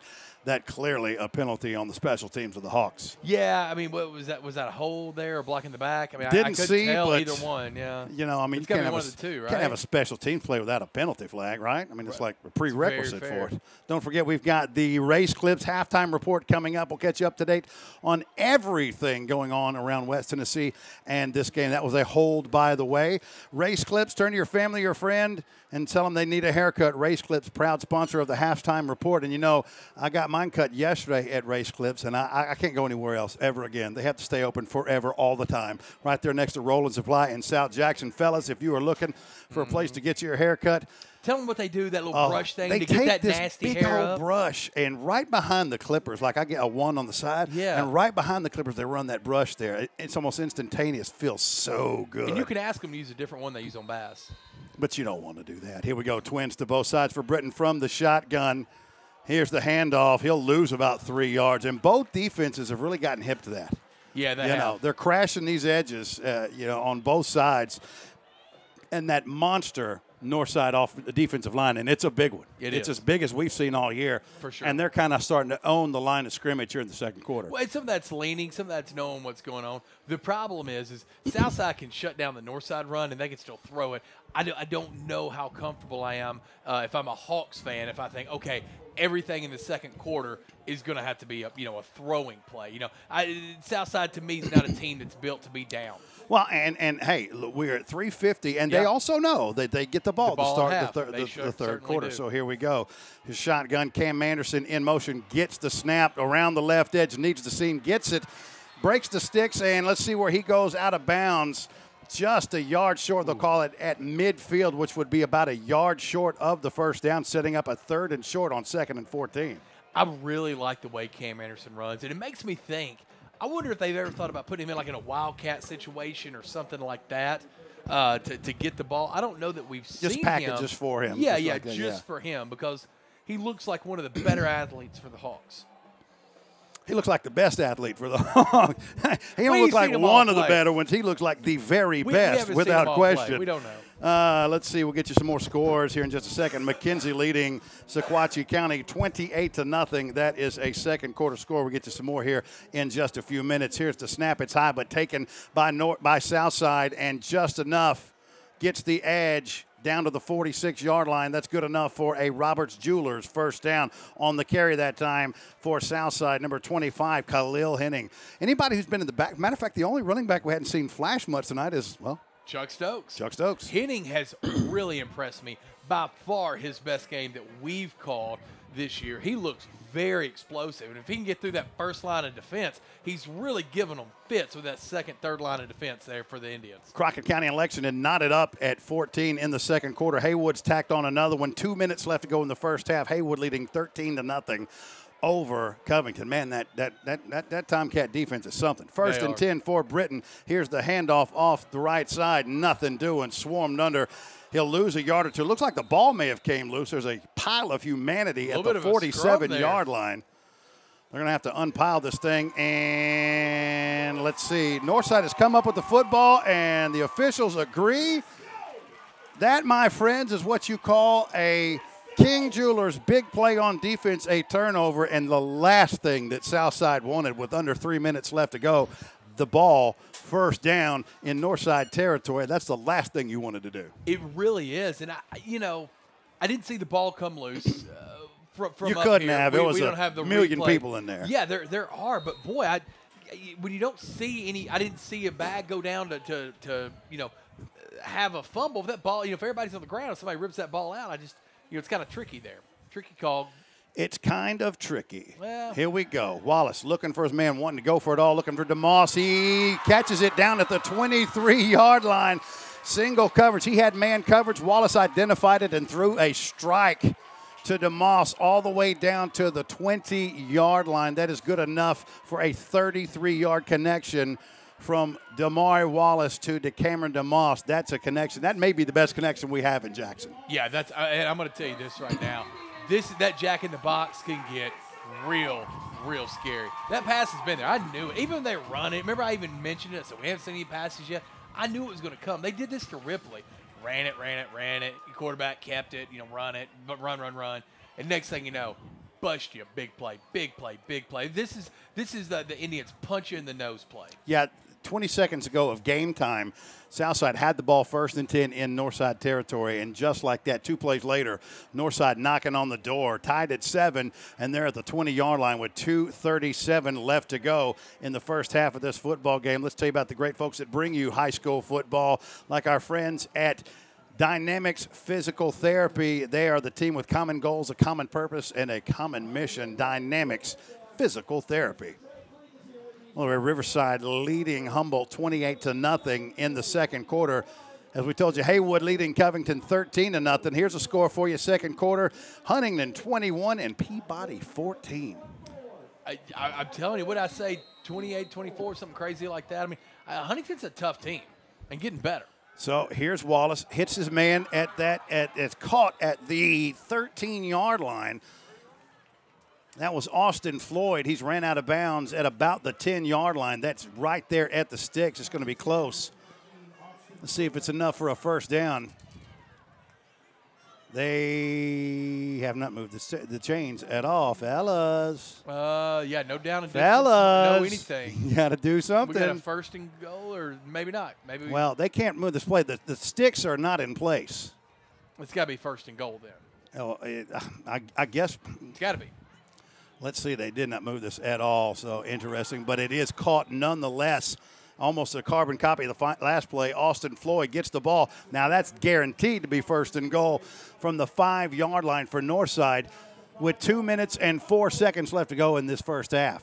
Yeah, that's going to be second and goal now. We're looking at first so they and goal. did call, okay. They did call it. My man was just chilling in the back. He's there now. So here we go, second and goal for Northside from the south side, 5-yard line. Wallace with the give straight up the middle to Pirtle, driving those feet. He'll have maybe a yard, if that. Nice job by the interior of that Southside defense.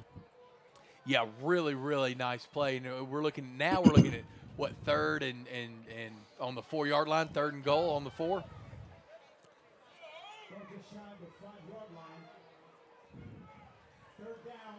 So Pirtle in the backfield, flanking Wallace to his left. He's a good distance from about 3 or 4 yards. Here it is, a give to Pirtle straight up the middle. And again, same play and same result. A host of Southside defenders plugging up that middle, Chuck.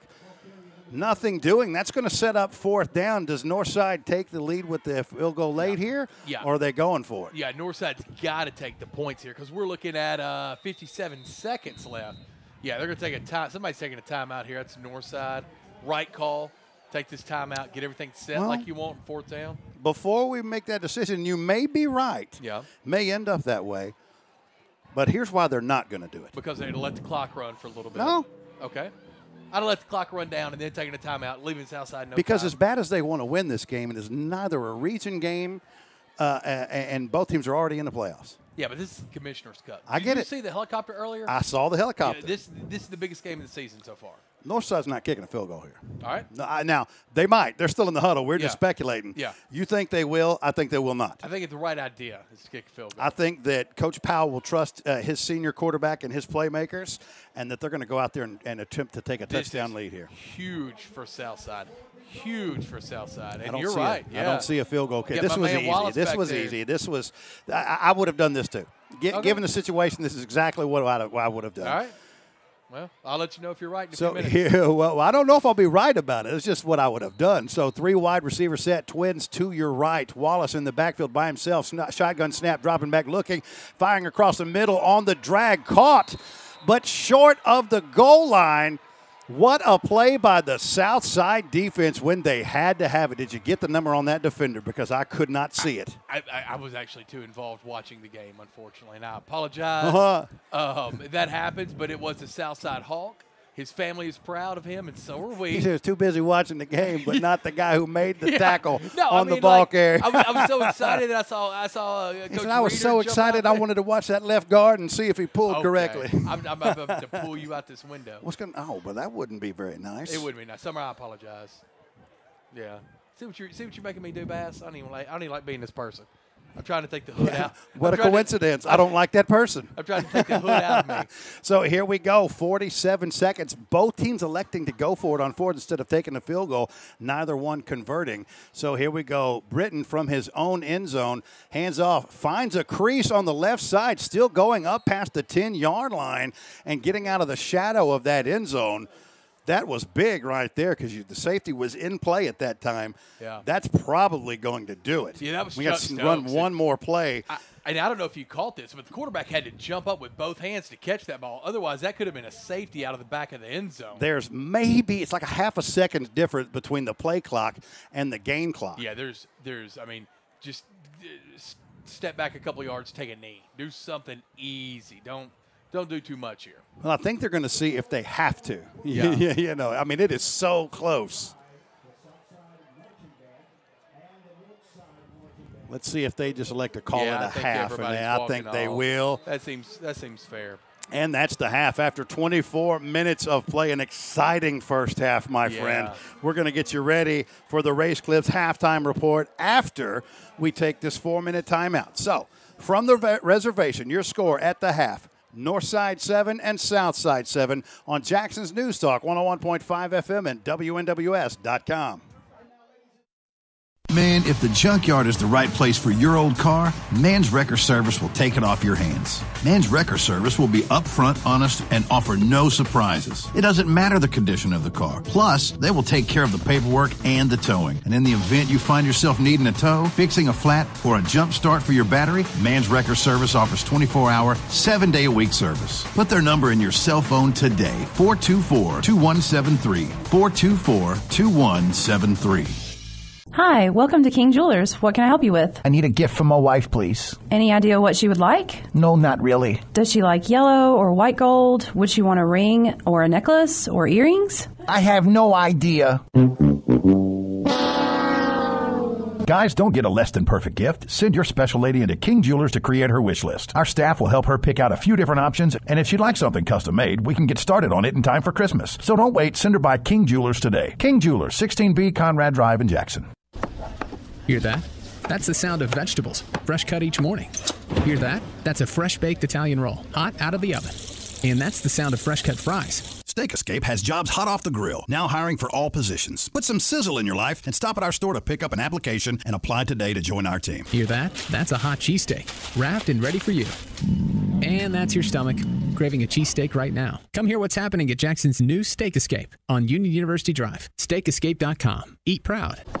This year marks Roberts Jewelers' 75th year in business. We are so grateful to celebrate this milestone. Thanks for choosing Roberts as your local family-owned business. Roberts has an in-house jeweler and appraiser, Dennis Hornsby, who is a graduate gemologist and has been with Roberts for 30 years. Roberts does custom design jewelry in their very own RJ Case Custom Design Studio. Book your appointment with Chris online at robertsjewellersinc.com. Stay in the know with events and promos on Roberts Jewelers Facebook and Instagram. Roberts Jewelers, 405G Van Drive in Jackson. Is there a man in your life looking for a quality haircut and a relaxing environment? At Race Clips, they specialize in the grooming needs of men of all ages and all walks of life. Whether you need a military-style high and tight or a classic business cut, our trained stylists can get you the look you're aiming to achieve. They offer haircuts, fades, beard shaping, scalp treatments, and more. Speed on down to 1926 South Highland Avenue next to Roland Safety and Supply. Race Clips aims to meet the needs of our community by offering excellent and efficient service. For pricing and service information, visit us at race-clips.com. Sakura set the standard in West Tennessee for Japanese sushi rolls and hibachi grill dishes. By popular demand, Sakura added a Chinese menu. For starters, egg drop and hot and sour soup. Entrees include chicken, broccoli, sweet and sour chicken, Mongolian beef, and lo mein with your choice of meat. Our Chinese menu starts at just $7.95. Sakura also delivers to your home or business. Call ahead for pickup 664-2878. Sakura's dining area is now open and currently hiring servers. Come and enjoy Sakura for lunch or dinner, 70 Carriage House Drive. Hi, this is Josh Lindsay. You don't have to be powerless in a power outage. By the time this commercial is over, your power would have already been restored without you lifting a finger, whether you are home or out of town, with the Generac standby generator from Lindsay Electric. We have generators in stock with a 5-year warranty. We install and service with factory direct parts guaranteed. Financing is available. Call for a free quote, 423-1580. Locally owned and operated for over 3 decades. Lindsay Electric, the authority for your power solutions. Go beyond. Go beyond in all aspects of customer service, delivering a wow experience. One of our 6 core values at Dynamics. I'm Russ Huffstetler. And I'm Heath Ladd. Dynamics continues to go beyond, pursuing excellence in healthcare, setting the standard in physical therapy, and promoting your overall well-being in our luxury health clubs. Come visit the new Dynamics, health, lifestyle, and community. Find a location near you at dynamics.life or follow us on Facebook, Instagram, and Twitter.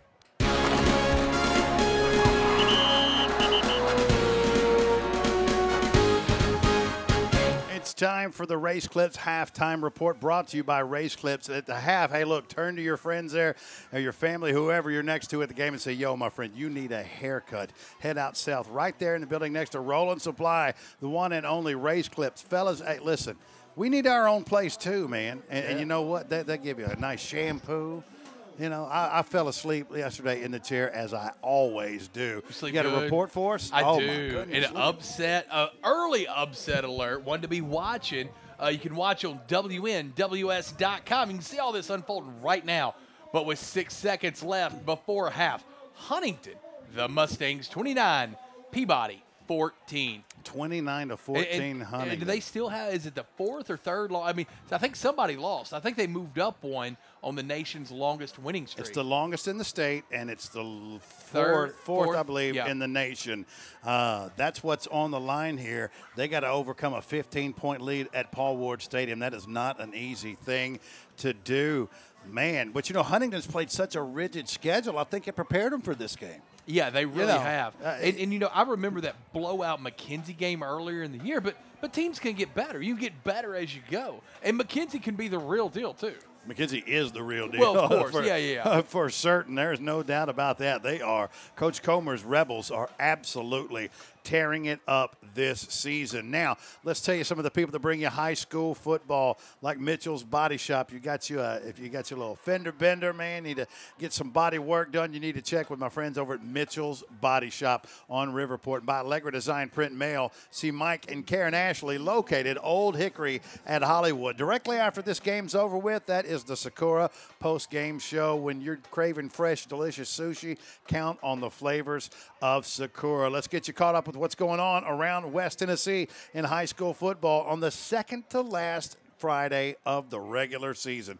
You realize this time 2 weeks from now we'll be calling a high school playoff game? Are we calling a playoff game? We are, sir. Oh, yeah. Where we it'll gonna be be? radio only. Well, there's no way to know that. Well, I didn't know. We knew who we were. Are we still courting Here's suitors? what I can tell you. Well, All right. no, I can tell you this. It'll All be right. one of these two teams. Well, good. That's what It'll I'm talking be about. North Side or it'll be South Side. Don't know who, don't know where yet. We can't determine that till the end of next Friday night. But here's what we can tell you. Scores from around West Tennessee at the half. And see, this is what I'm talking about. Bolivar's had a rough season. Yeah. We both know that.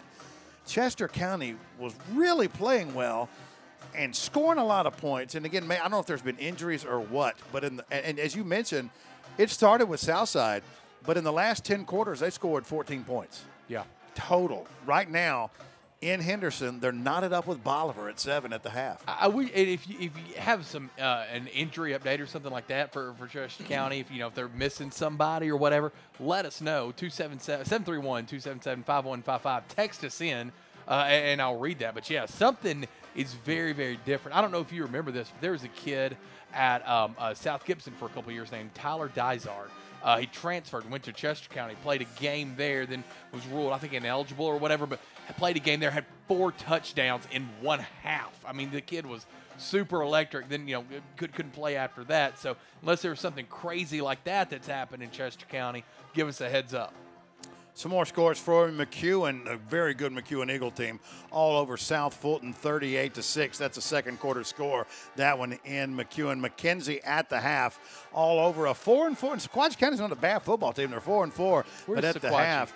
Sequatchie County, I think, is over in East Tennessee or in Middle. That's in a that long area. haul if it's East. They've been playing teams like Giles County and stuff like that. Oh, wow. Okay. Yeah, that's. I think this was originally scheduled to be Brewston. You're right. COVID got it. Yeah, you're right. And so they found a makeup game with Sequatchie County, and at the half, the Rebels lead 28-0 in McKenzie.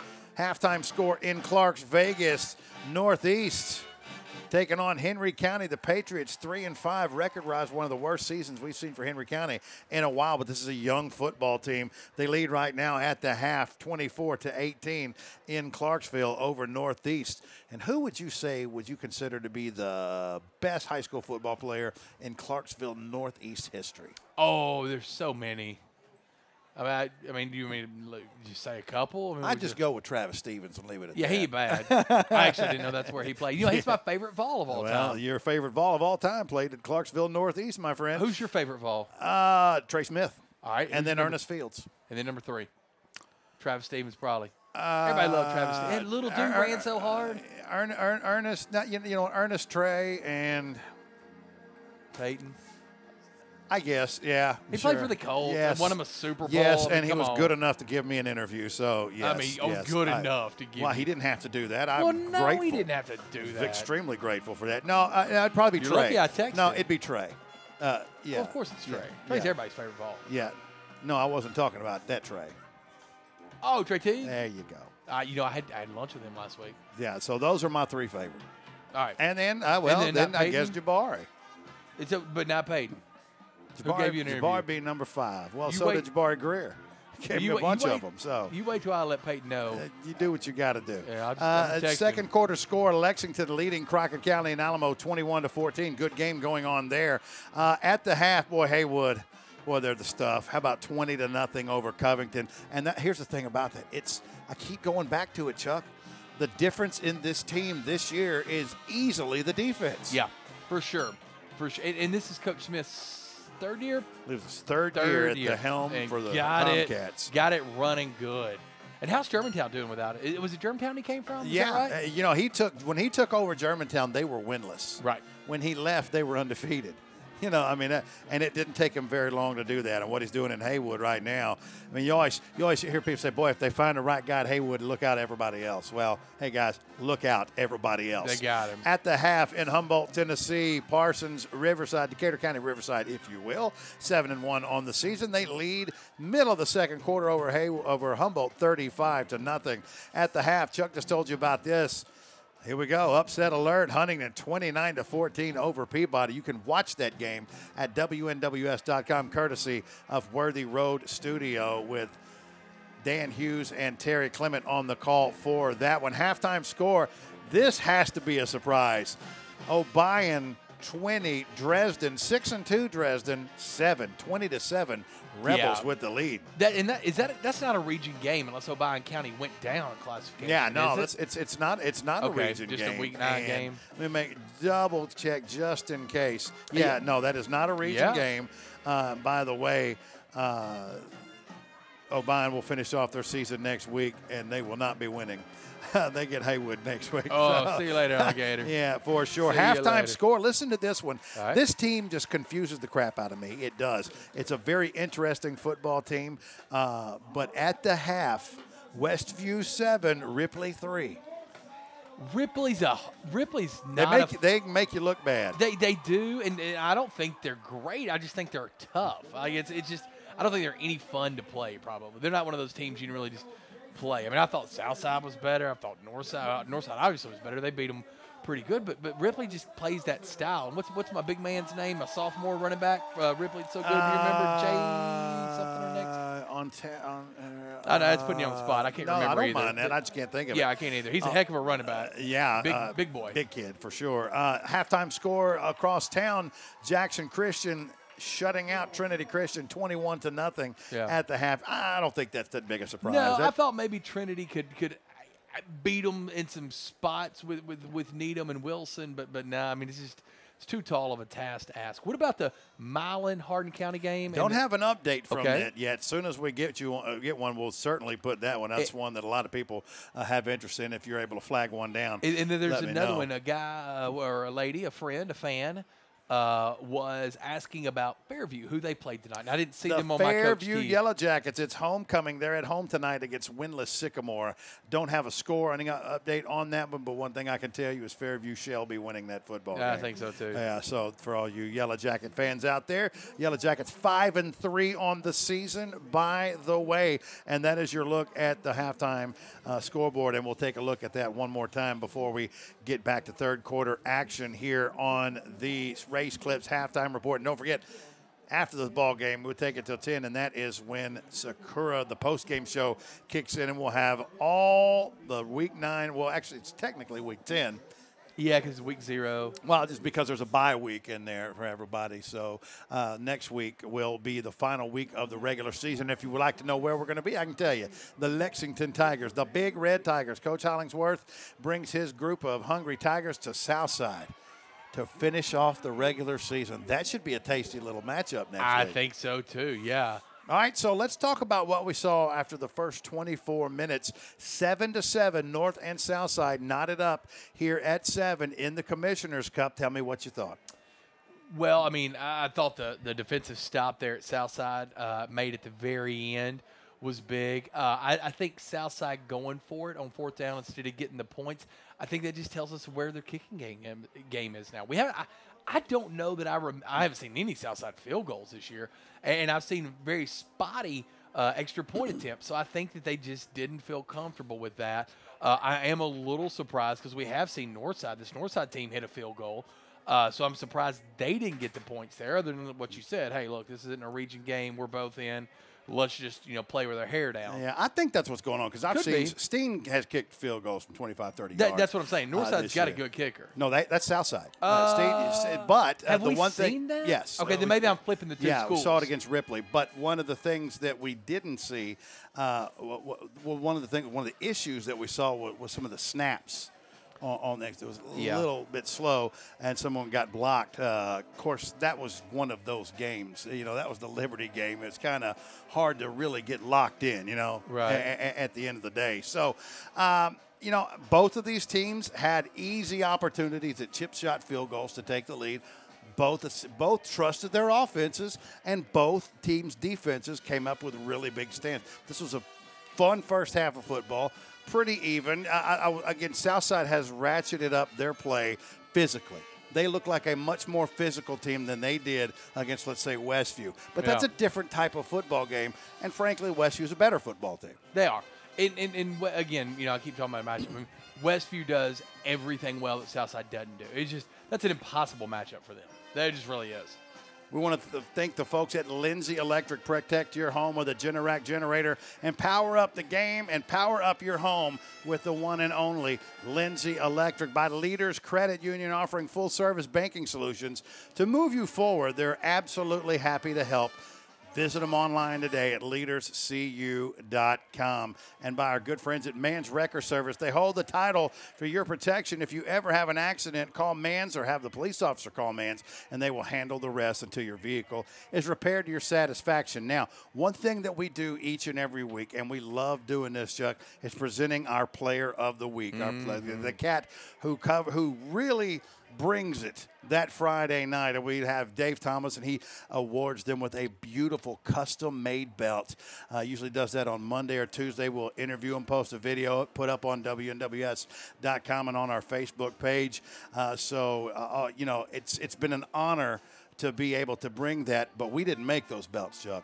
You and I did not, and they're not cowboy belts, and they're not wrestling championship belts. That's right. They're the Player of the Week, and who brings it to them? AJD Metal Designs, right there out of Crockett County, but it's servicing all of West Tennessee. If you needed a unique gift, if you want something very custom. I mean, look at those belts that we give away. I mean, nothing's more custom than those right there. If you've got someone that's hard to shop for, if you're doing decorative art, right? My wife at our house, she's put up all the Halloween stuff, right? You can hang it from the wire reefs, and then you just decorate them yourself, to the ghosts, to the goblins. What you got going for Thanksgiving, anything like that, any special piece, big or small as a picture frame, as big as an entire side of the house. AJDMetalDesigns.com. Right there in Crockett County. Yeah, it is. People contact them worldwide. Of course they for do. their work. Yeah. Worldwide. Yeah. Peru. It don't matter. Crazy. They know that name, and so do the folks around here. And maybe you will be the next Player of the Week. Looking forward to the third quarter, but here's what we're going to do. We're going to take this 4-minute timeout, come back, and get you ready for third quarter action here. It's the Commissioner's Cup, and look at that scene. Look out this window, Chuck. Look at that beautiful moon and the backdrop overlooking the stadium. You know what you call a moon like that? What? Almost full. A what? It's almost full. An almost full moon. Yeah. That's literally the term for it? Yeah, that's what I just said, right? Almost full. It's not quite, but they're almost. It's got that little corner piece. I just feel like there'd be a sexier name for it. Something. You can also call it Veronica. With some. Yeah. Something with a little punch to it, man. Summer, nothing. You got That's nothing some of my from good summer. work here. I will say this here. I thought it was good. Thank you. I thought it was good work. You did well, sir. All right, we'll take this 4-minute timeout from the reservation in the Commissioner's Cup. Your score after 2 quarters of football: Northside 7 and Southside 7 on Jackson's News Talk 101.5 FM and WNWS.com. Did you know there are more than 60 ways to reach customers today? We know it can be overwhelming trying to understand all of these options, let alone choosing the right strategies that deliver results. Take a deep breath. Help is available from Allegra Design, Print, and Mail in Jackson. Contact us today and we'll share with you tested and proven methods used by thousands of small businesses like yours to deliver satisfied customers and increase sales. Conveniently located at 1029 Old Hickory Boulevard, or visit us online at allegrajackson.com or call 664-1676. Nice body. Thanks. You've had some work done. You should have seen me last week. I was a total wreck. Oh, who did the work? Well, I insisted on the best. Mitchell's Body Shop. That is one good-looking ride. Fender benders to total wrecks. Mitchell's gives a lifetime warranty on all repairs. Mitchell's Body Shop, 96 Riverport Drive, Jackson. When you want the best body in town. At Leaders Credit Union, we're in the business of making lives better, and we are absolutely happy to help with any of your financial needs. Whether you need a car that seats 6, a home with a real home office, or a mobile app with built-in budgeting, we are absolutely happy to help. Leaders Credit Union offers loans, mortgages, credit cards, and state-of-the-art technology to help you move forward. Apply today at leaderscu.com. Man, if the junkyard is the right place for your old car, Man's Wrecker Service will take it off your hands. Man's Wrecker Service will be upfront, honest, and offer no surprises. It doesn't matter the condition of the car. Plus, they will take care of the paperwork and the towing. And in the event you find yourself needing a tow, fixing a flat, or a jump start for your battery, Man's Wrecker Service offers 24-hour, 7-day-a-week service. Put their number in your cell phone today, 424-2173, 424-2173. Hi, welcome to King Jewelers. What can I help you with? I need a gift for my wife, please. Any idea what she would like? No, not really. Does she like yellow or white gold? Would she want a ring or a necklace or earrings? I have no idea. Guys, don't get a less than perfect gift. Send your special lady into King Jewelers to create her wish list. Our staff will help her pick out a few different options, and if she'd like something custom made, we can get started on it in time for Christmas. So don't wait. Send her by King Jewelers today. King Jewelers, 16B Conrad Drive in Jackson. Hear that? That's the sound of vegetables, fresh cut each morning. Hear that? That's a fresh baked Italian roll, hot out of the oven. And that's the sound of fresh cut fries. Steak Escape has jobs hot off the grill, now hiring for all positions. Put some sizzle in your life and stop at our store to pick up an application and apply today to join our team. Hear that? That's a hot cheesesteak, wrapped and ready for you. And that's your stomach, craving a cheesesteak right now. Come hear what's happening at Jackson's new Steak Escape on Union University Drive. SteakEscape.com. Eat proud. This year marks Roberts Jewelers' 75th year in business. We are so grateful to celebrate this milestone. Thanks for choosing Roberts as your local family-owned business. Roberts has an in-house jeweler and appraiser, Dennis Hornsby, who is a graduate gemologist and has been with Roberts for 30 years. Roberts does custom design jewelry in their very own RJ Case Custom Design Studio. Book your appointment with Chris online at robertsjewellersinc.com. Stay in the know with events and promos on Roberts Jewelers Facebook and Instagram. Roberts Jewelers, 405G Van Drive in Jackson. Sakura set the standard in West Tennessee for Japanese sushi rolls and hibachi grill dishes. By popular demand, Sakura added a Chinese menu. For starters, egg drop and hot and sour soup. Entrees include chicken, broccoli, sweet and sour chicken, Mongolian beef, and lo mein with your choice of meat. Our Chinese menu starts at just $7.95. Sakura also delivers to your home or business. Call ahead for pickup 664-2878. Sakura's dining area is now open and currently hiring servers. Come and enjoy Sakura for lunch or dinner, 70 Carriage House Drive.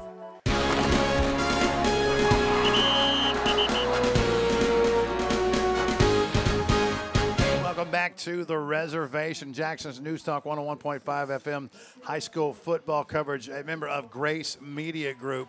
And if you head on over to WNWS.com. Now, normally, Chuck, we have 4 different games for you, but we only have 3 tonight. And it's not, do you know why? Well, we got mad at school and cut them. Close. Yeah, we broke 2 up. of those schools are playing each other. Oh, okay, that's fair. Now, but here's the deal. Yeah. You can get either feed. That's the Jackson Christian TCA game. Yeah.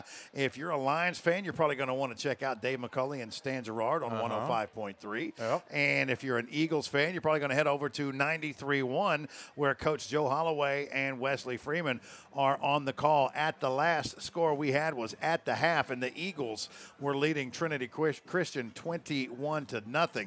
Also, and I'll tell you right now, look, the name Huntington, when it comes to high school football, is not new on the landscape. Oh, it's blue blood. It's a very, very distinguished name. No doubt, and easily one of the most successful runs for high school football is the Huntington Mustangs. That's a name that you know outside of West Tennessee. But nobody would expect Huntington to have a 15-point lead at home against Trenton Peabody at the half. Yeah. Trenton Peabody has won, what is the streak at, 45? I think it's at 45 or 46. It's a bunch. It's a whole lot in a row. It's right around there since they have tasted defeat. And Shane Jacobs and that whole staff, I mean, they got a great program there, and they've beaten some monster teams along the way. But, Huntington is one of those. You don't really want to be behind them because they know how to play ball control offense, and they can keep that ball away from you. And they go out and they score another touchdown in that second half. And it's going to be very difficult to erase, what, a 22-point deficit? I would be very curious to see who gets ball at half. And all we got to do is just go to WNWS and find out. Yeah. I would like to see that. That will be easy to do, my friend. But you can watch the second half of that game with Dan Hughes and Terry Clement on the call at WNWS.com, courtesy of Worthy Road Studio. They're in charge of all the video this week because they're doing the video for us as well. Summer Sturgis in the house producing and directing. Scott Hartsfield on camera. The Body is what we call him around these parts. My man Chuck Walker, he's not producing and directing. He's the color commentator. I'm like an executive producer. You're like the color commentator. You're exactly like that. What's Steven? I'm like, if Steven Spielberg had a more impressive role, that'd be me. You're more like Stephen Sondheim. Wow. That's not a bad thing. You're like Steven Seagal if he had less hair. Steve's done blown up, but that dude will whoop everybody in this stadium. I don't know that he's that tough. I mean, do. You ever see him kick a man in a movie? Yes. Because I hadn't. Have you? He always hit. He never kicks. He is no Van Damme or Chuck Norris. That's all I'm going to tell you. They have different styles. Yeah, well, Steven Seagal's a sissy. Do what you do. Here we go. The second half is officially underway. Cam Anderson taking the ball at his own 11-yard line. Breaks a tackle of the 25, running backwards, now changes direction, needs a block, gets it, hurdles a man, and ran 73 yards to start this drive at his own 24-yard line. That was a lot of running to not go too far. It really was. Cam Anderson, but he knows what he is. He knows what he's got to do to this team. This team has to have big chunk yardage, I think, and Cam's got to give it to him, especially on kick return. The reason there's two of them back there still blowing my mind. I would just have Cam Anderson back there. I don't think I'd have anybody else back there. I would just try to block as good as I could for Cam. Chuck officially has had his mind blown this evening, and we're not even in the third quarter yet. Twin wide receivers definitely in the third quarter to both sides. Here we go. Here's Britton with the give, right off right tackle, maybe back to the line of scrimmage, and not much more. That hasn't really worked here for Southside since that first drive. They've had Chuck Stokes sniffed out. He did have there at that last play, right on the goal line, when they were trying to get into. He had about a 6-yard gain for that, but I bet he's had 6 carries and probably 10 yards maybe all night. So they will give Southside forward progress. Stokes gets a yard on the carry, setting up 2nd and 9. He's flanking Britton to his right. Twins to both sides. Here's the snap. Fake, now looking for the slant. Now that's going to be a pass. That ball, Britton gets slung down while he's trying to throw it, and he lets it go, but it's definitely a pass. It's not a fumble. Incomplete. Falling harmlessly to the ground. Pressure from the left side of that north side defense. And Jamari Anderson has had a very big game. He's long. He's 6'2", 200 pounds, and he's had a big impact in this football game so far. It really has. And this Indian defense has had this run play sniffed out, almost forcing the Hawks to throw the football. So here we go, 11-11 left to go here in the third quarter. Britton, twins to both sides, dropping straight back, looking, surveying, firing across the middle. Has a man open, goes up, and it is – did he hold on to it? He did, down to the 38-yard line. What a pass that time by Cole Britton. Had all kinds of protection, and this man goes up and get it. Is that number 11, Kyler Lee, on the reception? That was number 8, Jordan 8? Okay, Ramsey. That was Jordan Ramsey. And a ball that should not have been caught because there was 3 men right around him. He just went back up and got it. Great. That's a 34-yard reception to Ramsey. That is also good enough for a Roberts Jewelers first down and a man's Wrecker Service big play on offense. Thanks to our good friend Kip Hornberger for bringing us something to drink. I was desperate need of this drink right here. Here's Britton looking for his man on the slant, left side flat, finds him completed to the 36-yard line. That is Kyler Lee on the reception. That'll set up 2nd and 6 for Southside. Something cooking here on their first possession of the third quarter. They scored on their first drive of the game tonight. They did, and moving the ball well. And honestly, they've, other than a couple of tip passes, they've had success throwing this football. So here we go, 10:22 left to go in the third quarter. Britton, twins to both sides. Here's the shotgun snap, handoff, Henning off the left side, bounces, finds the lane, creases to the sideline, cuts it back into play towards the left hash and all the way down to the 30-yard line. They may say he may have even done a little bit better than that. Let's see where that ball is actually spotted. It's going to be inside the 30-yard line down to about the 27 maybe, 27-yard line. They say he cut back in and got an extra 3. That's good enough for a Roberts Jewelers first down. And, boy, Southside coming out of the locker room on fire here. They really are. And they rode the momentum of that fourth down stop right there by the goal line. So, yeah, huge play or drive so far for the Hawks to start the second half of action.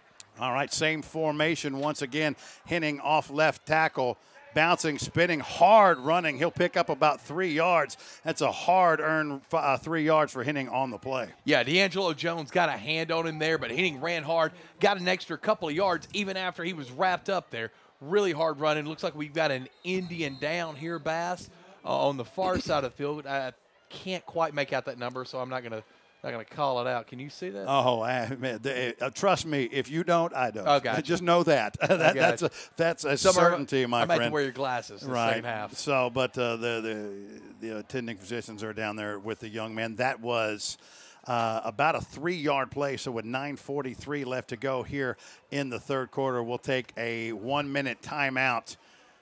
From the reservation, your score, Southside 7 and Northside 7. We're back after this in 1 minute.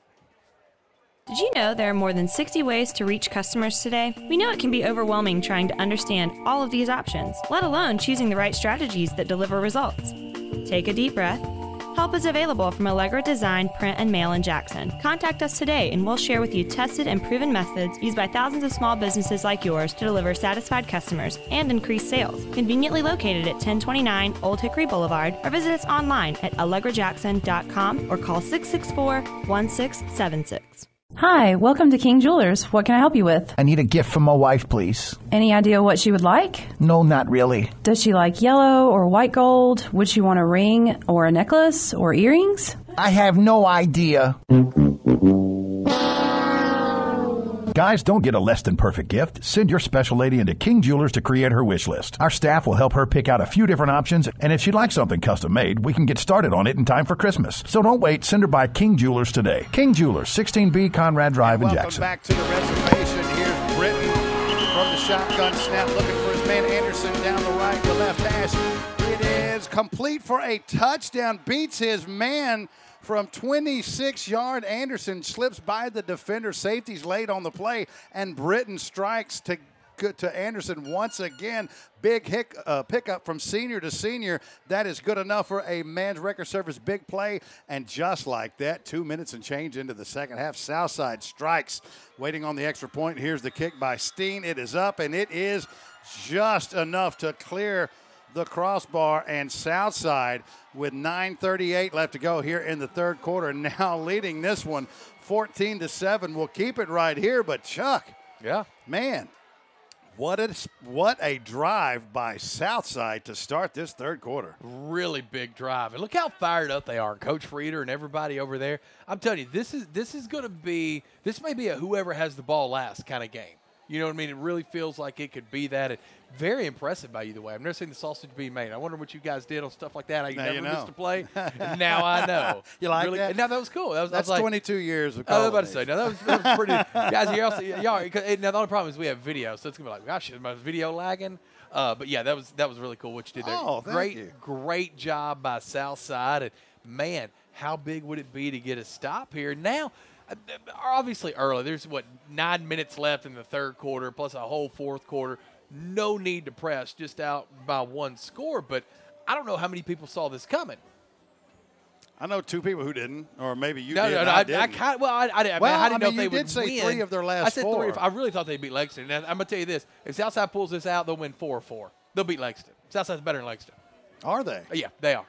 They're better than Lexington. Book it. Good enough. Book it. Here Bet we everything go. I owe on it. Here's Ho with the kick. It's a squib kick at the 40, bouncing at the 35 and taken and right down there. That's under instruction. You can see that. That's clear. So Northside will take over at their own 32-yard line, falling on that football. Justice Simmons, the sophomore running back. And, yeah, I guarantee you that's instruction. We've seen one punt tonight.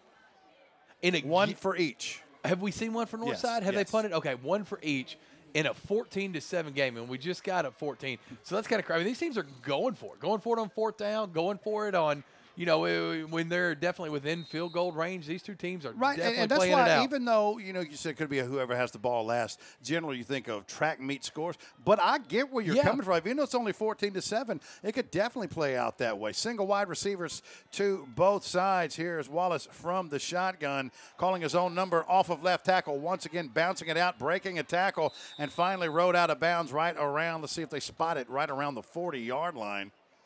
It's going to be short of a first down, but it's look like it'll be about maybe the 39-yard line. It'll still be short, and they'll call it 3rd and 1. They will spot it on the 40, but it'll still be short. It'll be pickup of 9, 3rd and 1 for the Indians. And now I'm a liar again. Now they spot it at the 39, like I originally said. Call it 2nd and 2.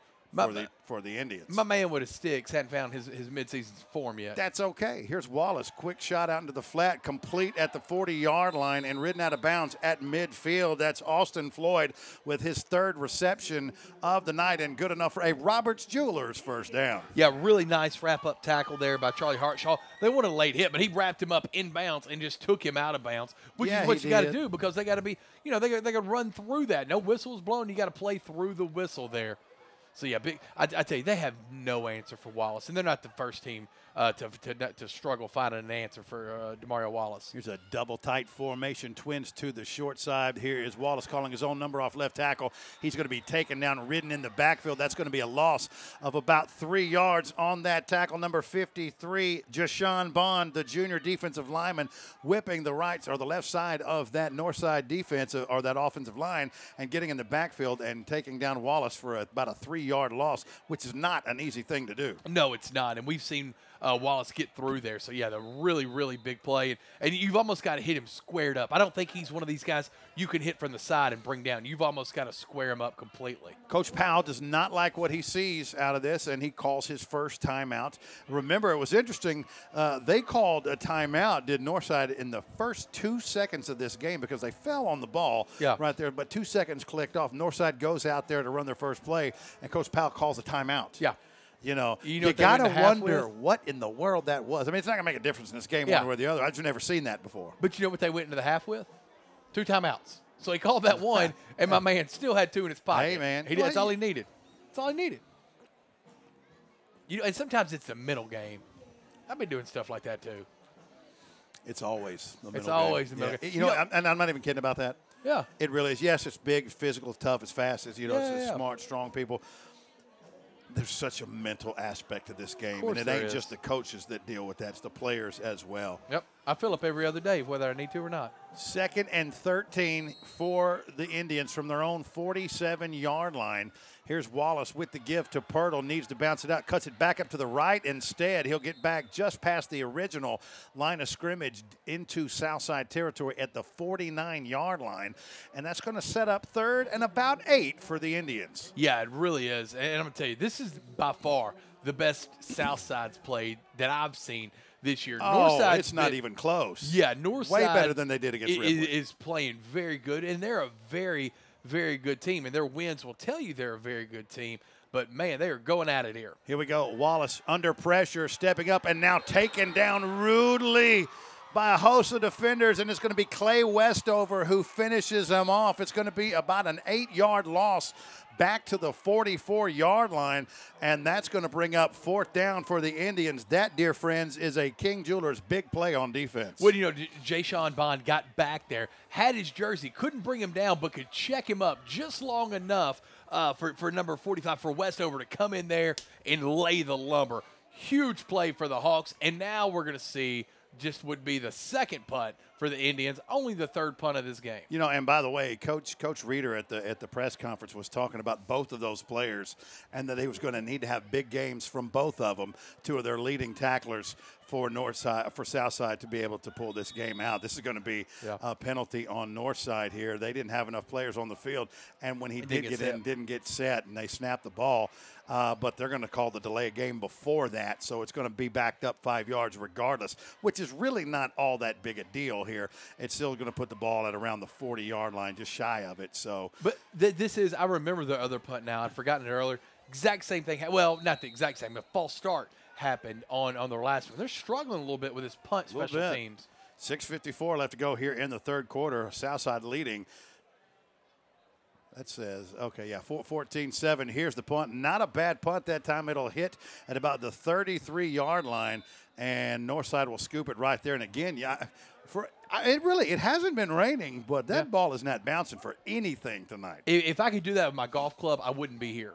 I'd be playing in the country club. They're having like an invitational tournament. And I didn't get an invite. Makes me wish you could do that with your golf club. I'm telling you, well, you're so ugly. Somehow that was a little I'm sorry ugly. I you had apologize. To be here. I don't want you to judge me based on that last comment. I know what you're thinking about him because it's what lots of people think. You're like, he's rude. He's hard to be around. He's ugly. And you're right.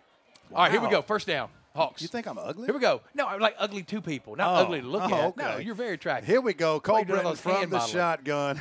Here's the snap to Stokes. Needs the outside edge. Gets it. Gets a block. And he'll pick up about 7 yards on first down. There's that gear that the sophomore running back possesses. That's why we've talked about him a lot and why we can tell the difference when he wasn't playing. They'll call that a gain of about 8 yards, setting up a short 2 yards on second down from their own 42-yard line. But that's what we're talking about. There's the gear the sophomore brings. Yeah, really nice run. And that's maybe his longest run, if not his second longest run of the game. But if Chuck Stokes gets going here, really tough sled for the Indians. Britton from the gun, twins to both sides. Here's the snap. It's a high floater taken by Stokes, left edge. Only needed 2. It's a good thing because that's about all he got. Should be right there at the markers, very close. Should be just enough for the first down, but let's see where they spot that football. You know what I've noticed here, ending the second quarter and going into this third quarter? The snaps have been really, really high. We're going to have a measurement here, it looks like. The snaps have been really high to the quarterback. Remember that one that almost went into the end zone back here when Stokes got that one This isn't a measurement. This is an injury. Injury, I'm sorry. There's an injury on the far side of the field. The distance is good enough for the first down. So it's 1st and 10 for Southside from their own 44-yard line. But right now they're attending to an Indian, and we cannot see. He's on his back, so we cannot see who that is. Looks like they're stretching him out. Hopefully just a cramp maybe. Yeah, that's what I was thinking initially. And again, cramps don't only happen in the first couple of weeks of the season. You can absolutely get them this time of year. Yeah. No question about it. I had a Charlie horse in the bed the other night that about ended my life. Ooh, was it in the calf? It was in the what do you call these? The hands. Legs. It was in the hammy. Oh, the hamstring. And it was just a Charlie horse in your hamstring. Oh, they're the worst. I don't know if I've ever had one there. My calves. Consider yourself a blessed human because and it was just twinging. Right there saying, I dare you to try to move, So you did. And then it just would wrench right there. And every time, then I'd just about be led to tears. I think, okay, just sit here for just a second, breathe. And as soon as you try to make a certain move, there it would go again, just right up and down that hammock. I had one in my calf that you could see move. It's gross. They're the worst. Oh, it's awful. It's gross. I got big calves. What's gross? When your calves moving You have involuntarily? abnormally large calves. I do have big calves. Thank you. Here we go. Britton dropping straight back, looking, wants to go for it all. Going for the left sideline. Coming back to the ball, but incomplete. Just good coverage. It wasn't one of those. It wasn't a back shoulder throw. Yeah. It was just underthrown a little bit, but there was nothing there. Blanket coverage by that Northside secondary. The only thing, you have to explain this rule to me in high school. He didn't, and I know the ball was a little underthrown, but the defensive back never turned to look back at all. He was just up in him the whole time. Do you have to give a look back to find the ball, or can you stay one-on-one with your hands up? I don't think it was touching him. I don't think he impeded him from catching it. Yeah, but he never turned back. There's no face guarding, so they're not going to call that. So as long as the contact's not there, he's fine. Okay, and especially on a ball so severely underthrown that's right. that. Because we used to penalize defensive backs for that. I'm like, you got to do something about that.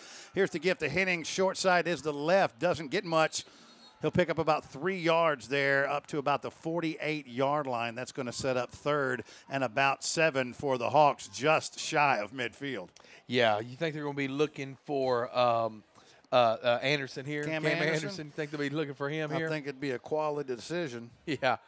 Would you look for a pass down the field or that little pass sweep play that they've been doing? Well, I don't need anything 35 yards down. They really like the post. They've been trying to hit this left hash all night long, and you've got single coverage right here on Anderson. Let's see if they find that as Britton rolls to his right. Now he is popped, loses the football. Southside falls on it, but once again, that's Jamaria Anderson, who has had a monster night and put pressure on Cole Britton all night long. It's the one thing that Southside has not been able to account for. Anderson has 3 sacks on the night and just been all over Cole Britton. And none bigger than that, because if they didn't get that, they're still at midfield. Maybe they're thinking we're going to go for it on 4th down.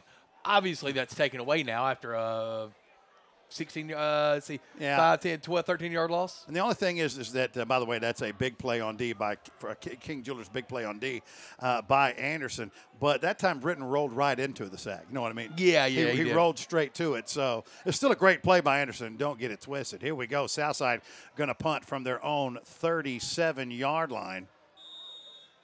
And let's see what we've got. Play clock is at 0, friend. Yep. That is a delay of game. Give him one of these. Cameron DeMoss, by the way, back deep for the Indians, which would terrify me. I'm going to do a little directional punting if I'm the Hawks here. He's the only one back, and he's standing on the right hash at about his own, for right now, just shy of the 35-yard line. I promise you I'm pointing towards that left hash right now if I am Southside's punter. Here's your punt. That is not what happens. He punts it directly to DeMoss, let it pounce, and we might have had a roll for the first time, but Southside jumped on that football, and it'll go dead at about the 24-yard line, and that's where the Indians will begin this possession with 5:03 left to go here in the third quarter, trailing Southside 14-7 in the Commissioner's Cup. Yeah, Keyshawn Thomas is the one stopping that ball there. Felt like he may have gotten another yard or two on a roll, but, is what it is. We hadn't seen anything go forward tonight on a roll, only backwards, so I understand what he was doing there.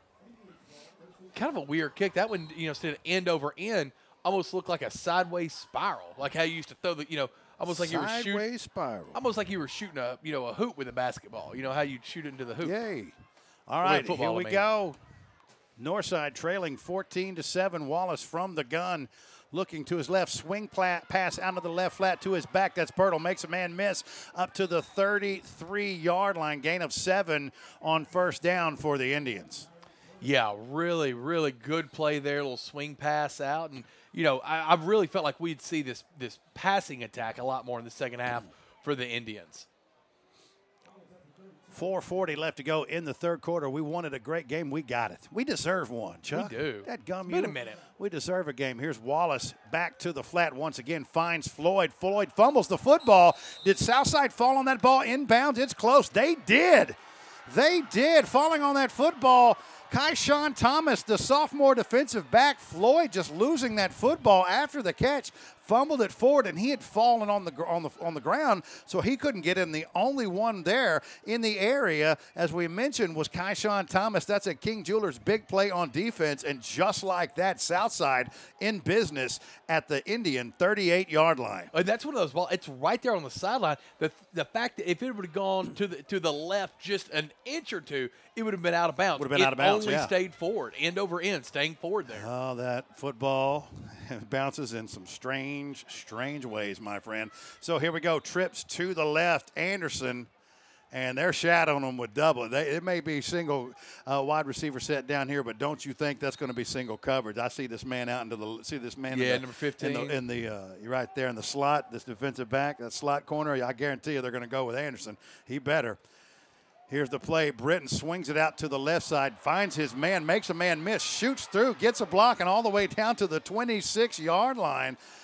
Boy, that was a weird-looking play. It's slow to develop, but it certainly worked out. That's good enough for a Roberts Jewelers first down, and Southside now in business at the 26-yard line of Northside with 4:18 left to go in the third quarter. And that was like a little swing out to the left to Chuck Stokes there to number 4, and he got going. He almost cut that thing. He's running forward, but he almost cut it back to the middle, took that angle to the middle of the field when he was running and paid off. Big 12-yard game. I thought they were going to blow the play dead. I did too, because it looked like some people were confused. I was confused. Stokes in the backfield. Here's the handoff. B-gap left side. Nice hard running, falling forward. He'll pick up about 3-4 yards. We'll call it 4 yards. First down, hard running by the sophomore. Yeah, Chuck Stokes has really gotten it going. Feeling a little bit better here in the second half. He's running off the field now to catch a quick breather. He and Henning have been a nice duo tonight all night. They've really played well and complement each other. Two different styles of running, right? And so, yeah, two different play calls for him. And, we hadn't seen touch the ball in a few minutes. Cam Anderson. But I'll tell you what, they're both powerful runners with speed. They are. Different speed, but both fast and both powerful. I know what you mean. Henning is more of a choppy, physical Shifty, type of deal. yep. Stokes is a guy who could set sail, but he don't mind popping. And now quick to the line for Southside. And here's a whistle. What's the whistle? Okay. Nope, no they're whistle. going to let him play. Yep. All right, Britton from the gun. Here's a man in motion. Give to Henning off of the left tackle to the short side. Ran out of bounds. Not much doing that time. Maybe a yard or two on the carry. Going to set up third and about 5 for the Hawks. I feel like that Henning gets to the end a little bit better maybe than Stokes. But still, two good running backs, really nice weapons to have. Henning just a junior, am I remembering that right? Yeah, and just junior, and Stokes a sophomore. And if you've noticed, they really want to make their money behind the left side of that offensive line. Yeah. Even if it's to the short side, they've almost ran exclusively to the left side. Anything that's right is something that's been bounced back. So let's see if that trend continues. Trips to the right side. That's the wide side. Henning in the backfield. Here's Britton, fires to the left flat, finds his man right about the 10-yard line. That's a bullet by Cole Britton, completed for a first down. That's good enough for a Roberts Jewelers first down. Is that 11? Is that Kyler Lee? Yeah, it's Kyler Lee, I believe so. I was going to say Lee. Drake Wallace, but I think it's Kyler Lee, yeah. That's Kyler Lee with his third reception of the night right there at the 10-yard line. That's going to set up first and goal. Southside knocking on the door. 2:15 left to go in the third quarter. Already leading 14-7 here in the Commissioner's Cup at the reservation. Yeah. Really, really nice job so far. Henning flanking Britton to his right side, twins to both sides. Here's the handoff to Henning around left edge. There's a flag on the play as Henning goes out of bounds about the 8-yard line. If you're Southside, you are really hoping this is not a hold. Yeah, I don't know exactly what that was there. It's almost got to be. They're talking, meeting. Here we go. Here comes the white hat. It's been a well-officiated game, by the way. It really has. Pretty clean game by both sides. Got a face mask on north side, yeah. Didn't see that coming. Yeah, I didn't either. So face mask on the Indians. They'll mark it off, I'm assuming half the distance to the goal. Down to the 5-yard line, so it's going to be first and goal, Southside from the 5-yard line.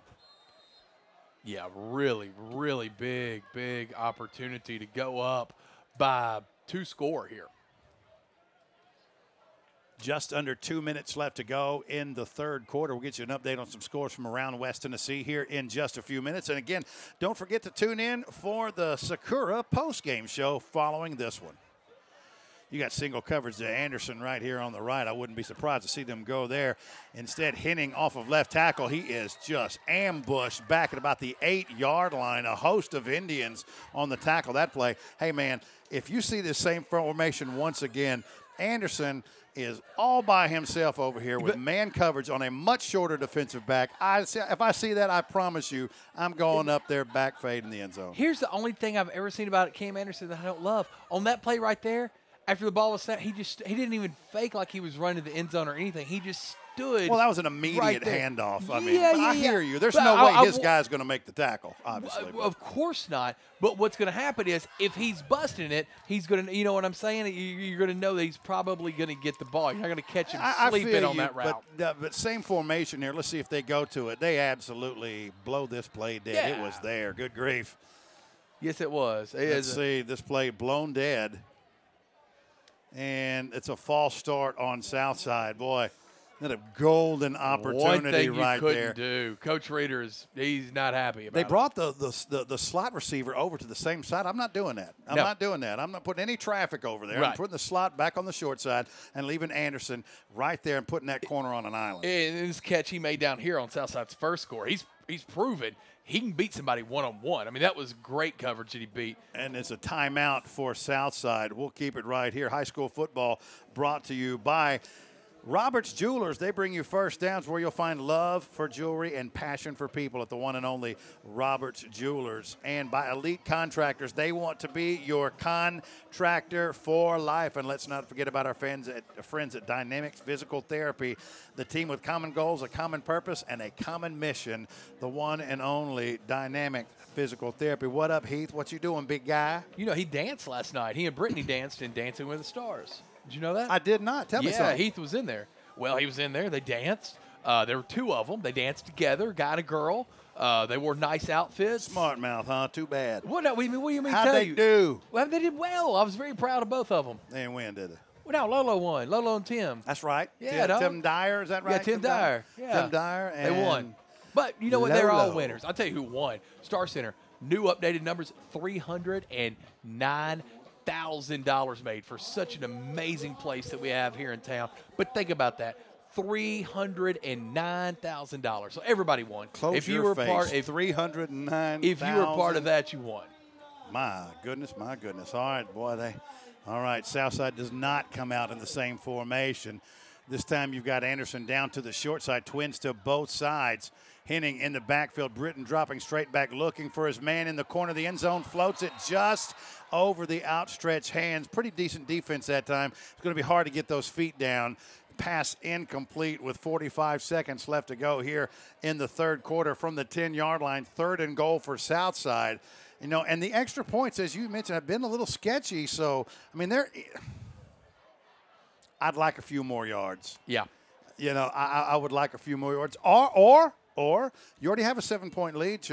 Are you thinking 2 plays to get points? I mean, Man, do you? if you can kick this in, You got to try to make this a 2-point, Yeah. a two-possession game. Surely at the end of the third quarter. Here we go. Britton from the gun. Straight back, looking under pressure, stepping up, trying to get past a man, cannot do it, taken down. That is a sack. That is a King Jewelers big play on D. Exactly what this Northside Indian defense needed. They got it. Yeah.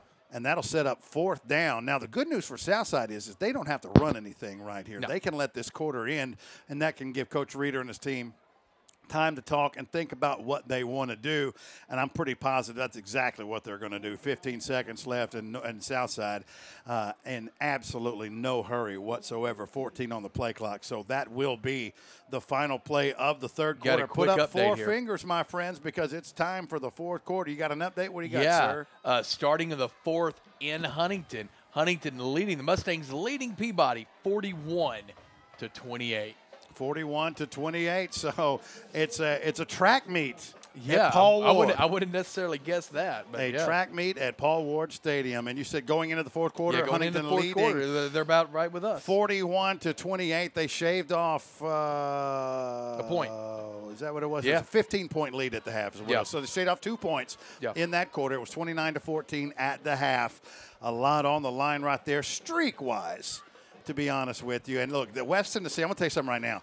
We'll keep this right here, but West Tennessee, I think they're, well, I could make a real argument that single A is their best classification when you take a look at teams like Huntington, Trenton, and McKenzie. I mean, those are all title-worthy teams, true title contenders. Yeah.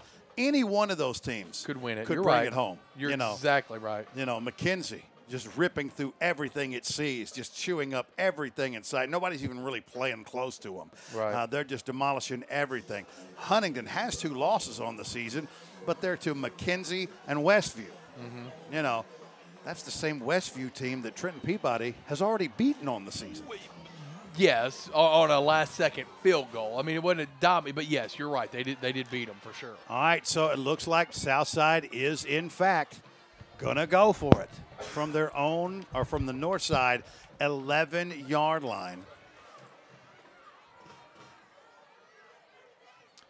Where is Cam Anderson? That's what I'm asking. yeah, He's out there. Yeah, far yeah, side. well, I know where he is. I mean, if I'm the north side defense, I got that's you. what I'm looking at. Stokes flanking Britton to his left, trips to the right, single wide receiver. That's Lee to the left. Looking once Anderson going for the back corner of the end zone. It is caught, but out of bounds, out of the back of the end zone. Using that back line as a defender, Northside did. That was a great job of using as a defender. And Southside has a great opportunity, comes up with nothing. Big stop that time by Northside. Yeah, it really was. It was a great stop by the Indians there. Really, really good coverage. I don't know what's going on. I don't know why no one's going for a field goal. Even if I didn't feel super confident with it, it puts me up by 2 score. I mean, we're in the fourth quarter here. 11:52 left to go in this football game. Wallace and the Northside offense with the football from their own 11. Here's a give straight up the middle, right off the right edge. Cutting it back up inside is Pirtle. He'll pick up about, they'll mark that ball at about the 19-yard line. Yeah, about 6-yard so gain. He'll pick up 6 yards on first down, 2nd and 4 for Northside. Yeah, really good run there to his right side there by Pirtle. Man, how about you go right here. This is deep. You're going deep right here. What do you think? Here's play action. Nope, that's Wallace calling his own number straight up the middle. Needed 4, picked up about 3, looks like. It's going to be a short third, and we'll call it 3rd and 1. That's a generous spot. Yeah, just give them a first down. Extremely generous spot. They'll give them the first down. That's a Roberts Jewelers first down. I thought he was a good yard short of that. Yeah, me too. But, yeah, he moved pretty quick. There was no discussion about it. Okay, so we'll call it 1st and 10 for Northside from their own 23-yard line with 11:10 left to go in the football game and trailing 14-7. Here's Wallace from the gun. Give to Pirtle. Not much doing up to the 25-yard line. We'll call that a gain of 2 on first down for Pirtle. Yeah, you don't run Nick Powell's way very often and come out unscathed. And Powell was just right there to meet Pirtle, took him down. Those two guys have really gone at each other tonight. Yeah, Powell there. Jashawn Bond also with a big stop right there. Let's see, is there a penalty? Yeah, on the had to play? be a hold. It's a 10-yarder. Had to be a hold. We were talking. I saw a flag there. I didn't see I'm it. so dumb. I thought that was a mouthpiece. I thought maybe somebody left A mouthpiece. mouthpiece? For what, a dragon? Well, I mean, you didn't see the way the flag folded. Did you see the flag, Summer? See, she didn't see it either. Summer didn't see it either. Yeah, Man. see what He I'm thought talking about? It was a mouthpiece. Here There's we go. Here's saw another one. flag. Wallace calling his own number off left tackle, trying to bounce it out. He'll be swarmed under for about a 3-yard loss, but there is a flag on the play, so let's see what we've got. It's been a fairly clean game as far as flag goes, but mustard on the last 2 plays. Yeah, we've had a couple personal fouls. Like an illegal shift that time by the Indians. They're going to back it up. Still first down. For 10 minutes and 46 seconds left to go in this football game. Chucky, what you dialing up here if you're offense? Yeah, I mean, I'm gonna let my man throw it. I'm gonna let Wallace throw it. Get Cameron DeMoss involved in this football game. Yeah, he's had one big reception. I don't know why he hadn't had enough touches for me. So 1st and 22 for the Indians. Here's a give off right tackle, bouncing it up to about the 16-yard line. It's good for 7 yards, but it's still going to be 2nd and very long for the Indians with 10:28 left to go in this football game. Yeah. You know, maybe they're going to set it up. I mean, Northside doesn't mind doing that. They don't mind being methodical, like we say, that kind of that jack-in-the-box approach, because it's been there when they needed it, but we've got, 10 minutes left in this game here, so plenty of time. They need the 33 for the first down. Twins to the short side. Wallace from the gun in the backfield. Here's the snap, dropping straight back now, under pressure, rolling to his left, rolling, firing, and overshooting. Had 2 receivers in the exact same area. You never want to see that. They were about 2 yards apart. Somebody running the wrong route that time. Incomplete. 3rd and 18 for the Indians from their own 17. Yeah, a little bit of confusion there. Wallace is a left-handed quarterback, and they're pushing him. I just found that out tonight, by the way. You did? Yeah. So some surprises are abundant here at the Dynamics Mobile Studio press box. Roving. Throw the roving. What did I say? Oh, you just didn't put the roving I studio didn't know. Well, in yeah, there. it rose. just like in Wallace's hands. Here we go. Speaking of Wallace, he's in the gun. Here's the snap. Drop straight back, looking, firing across the middle, overshooting his man, intended that time for – looked like D'Angelo Jones. Yeah, that is intended for number 7. That is D'Angelo Jones. And I can tell you what, overshot him a little bit there. D'Angelo Jones is a big man. He's a tight end, real tall, big guy. He got up there and I think got the wind knocked out of him when he landed. Yeah, that ball just floated a little bit on Wallace that time. He had, if he makes that catch, it's a first down. Wallace has been under some pressure here in the fourth so far. A little bit, yeah. But he doesn't mind that. I mean, he's I've seen him make some big-time plays like that. Oh, yeah. So Northside will punt. Here's the punt. It's a high, wobbly punt that will hit at the 47-yard line and take a big bounce for the Indians all the way into Southside territory, finally coming to rest at the 42-yard line. That is a 41-yard punt for the Indians. Nice job that time. Good bounce, letting it roll. And with 9:36 left to go in this football game, Southside will take over for their own 42-yard line. Yeah, really nice punt there. First time we've seen a big bounce. That's a 7-8 yard, gain for the Indians, or pushing the Hawks back 7 or 8 yards on the bounce and roll there. A couple scores from you for around West Tennessee.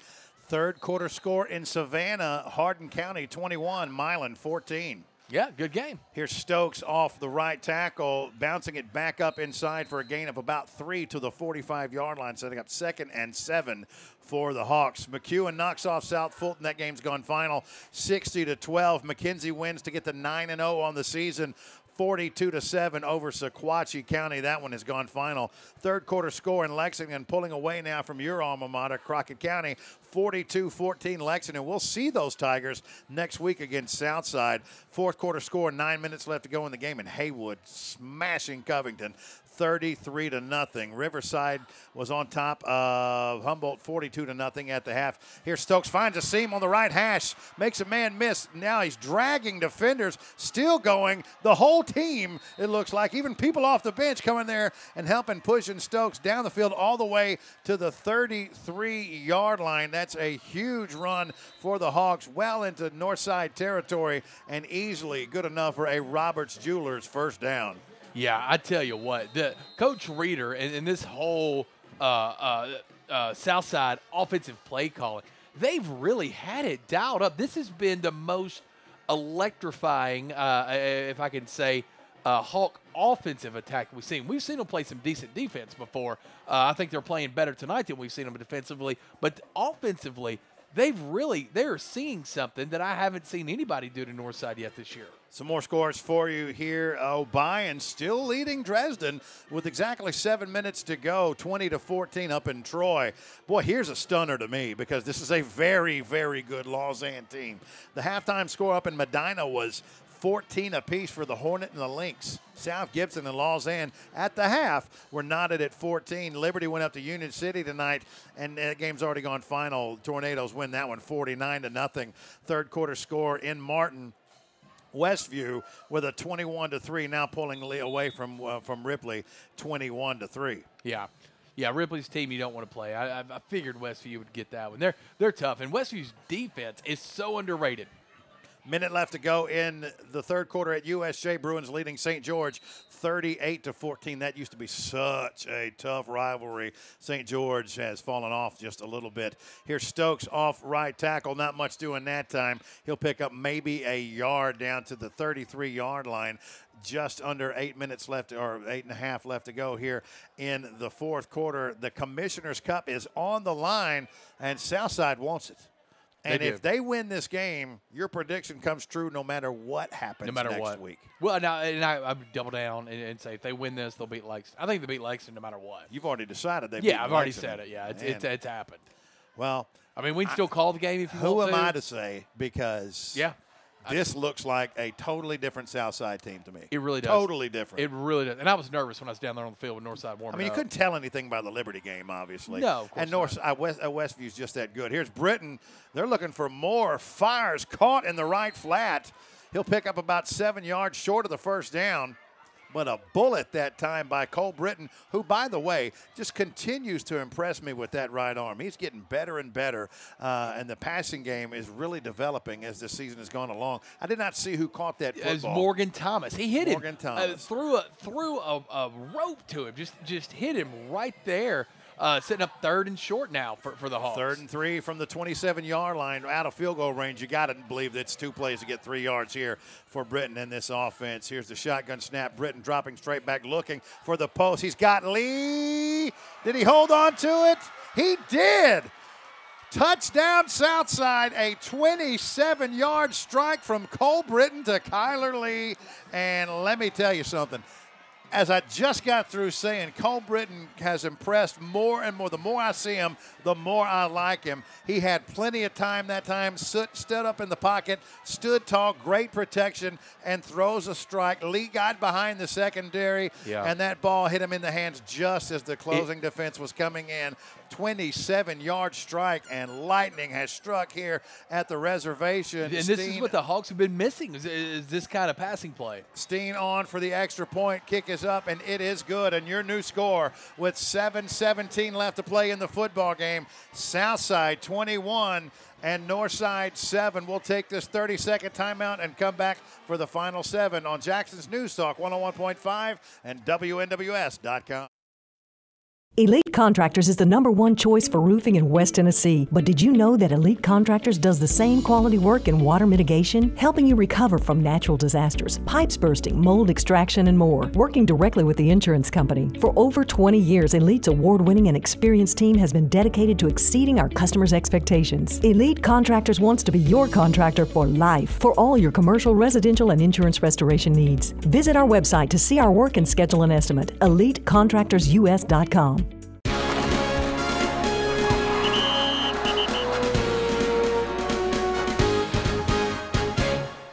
With 7:17 left to go in this football game, live from the reservation, Southside has just scored again on a 27-yard connection from Cole Britton to Kyler Lee. And, man, what a night tonight for the senior quarterback, Cole Britton. Really, really nice job. And I'll tell you, we're starting to see some fans leave already. Still 7 minutes and 17 seconds left in this game. And the more explosive offense, I would have said until that last play, were the Indians get a score here and get a stop, and you're still well within this thing. I felt like Northside hasn't thrown the football tonight, and I don't know it's why. such a big part of what they do. I keep waiting on it. You better have it in the pocket right now. So here we go. Here's Ho's kick bouncing and falling on it at the 27-yard line. Nice kick that time. They are not going to let the Cameron DeMoss get his hands on that football for a return. Well, and this is when Northside may want to draw something up. Same way that Southside gets Cam Anderson involved, they may want to get DeMoss involved with the little jet sweep pass, play the quick, shovel pass forward or whatever it is to get it in DeMoss's hands a little bit, because Wallace has been relatively contained. He's hurt you on some plays, but hadn't put it in the end zone a ton of times. They've been determined to run that football. Yeah, they really have. And I guess he's not really had a chance to get in a rhythm is the only way I know how to put it. Yeah, couple of turnovers. Southside's taking advantage of those. Fourth down stops. So here we go. Wallace under pressure, steps up, firing, looking for his man. Incomplete, in and out of the hands of Austin Floyd on the deep post right around the 45-yard line. Wallace has a big arm. He's not the biggest guy you ever saw. Yeah. Let that ball fly. That ball is 45 yards in the air, just out of reach of Floyd. Had those arms, hit him in the hands, but it was tough just to get those hands on. I mean, he just barely got a hold of that ball. I had a coach that used to say, if you touch it, you should catch it. That is not across the board. Well, like that pass to the balls last week in the end zone when he jumped high as he couldn't touch his fingertip. He didn't jump as high is as he really? could. So how do you know that?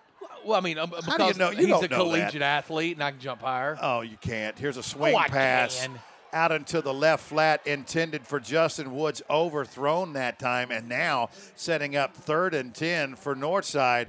And you got to ask this question, Chuck. If they don't pick this first down here, they're well inside their own territory. Is this 4-down territory with 7 minutes to go? Well, you're down by 14. The clock stopped at 7:10. So off the clock, they've only taken 15 seconds so far. You got 2 timeouts left. Ooh, man, I'd have to do some math. I need pen and paper out. I'm going to say, yeah. They're not going to kick a field goal, so right. Yes. Right. I don't think there's any doubt about it, but we'll see how it plays out because this is 3rd down. Here's Wallace rolling, looking, firing across his body. Has a man, DeMoss. Hit him in the hands at the 45, and he dropped the football. That would have been house if he caught that ball. It hit him in the hands and incomplete. Holy cow. That was the play they were looking for. in and out of the hands of Cameron DeMoss, his number one weapon. Yeah, very surprised to see that. Very surprised. And getting behind the secondary was DeMoss, something we haven't seen a lot of tonight, but they hit him in between the hashes. It was there. It beat the safety, and it would have been 6, but they couldn't complete the pass. Now we have our answer. It looks like Northside is going to punt this football. Yeah, and I'm surprised we didn't have a hold down here. I don't know if you saw the Southside guy get tackled, but no call. A big-time shank that hits a Northside Indian. Now, this is going to be dead anyway because it hit a Northside player in the ankle. That ball is going to hit. Now, they can't give it the ball to Southside. Northside celebrating, but that's not Northside football. Yeah, they're saying it hit him. They're saying it hit the Northside player. Bounced off, but there's... Well, it was dead. The second it hit that Northside player, that ball's dead. No, they're saying hit Southside player first. That ball didn't hit that Southside player. That's what they're saying. That's what he has to say to give it to him. I can't believe that. Yeah. That ball hit the Northside player. I'm positive of that. Yeah. As I look through this dirty double-pane glass from 50 yards at 49 years old from an elevated position.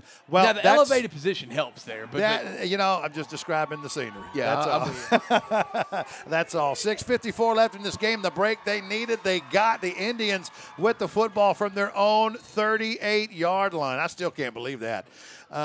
Here we go. Wallace looking out in the right side flat. Pow! Holy cow. Get the number on that runaway truck. It's Charlie Hartshaw on the play. A huge stick that time.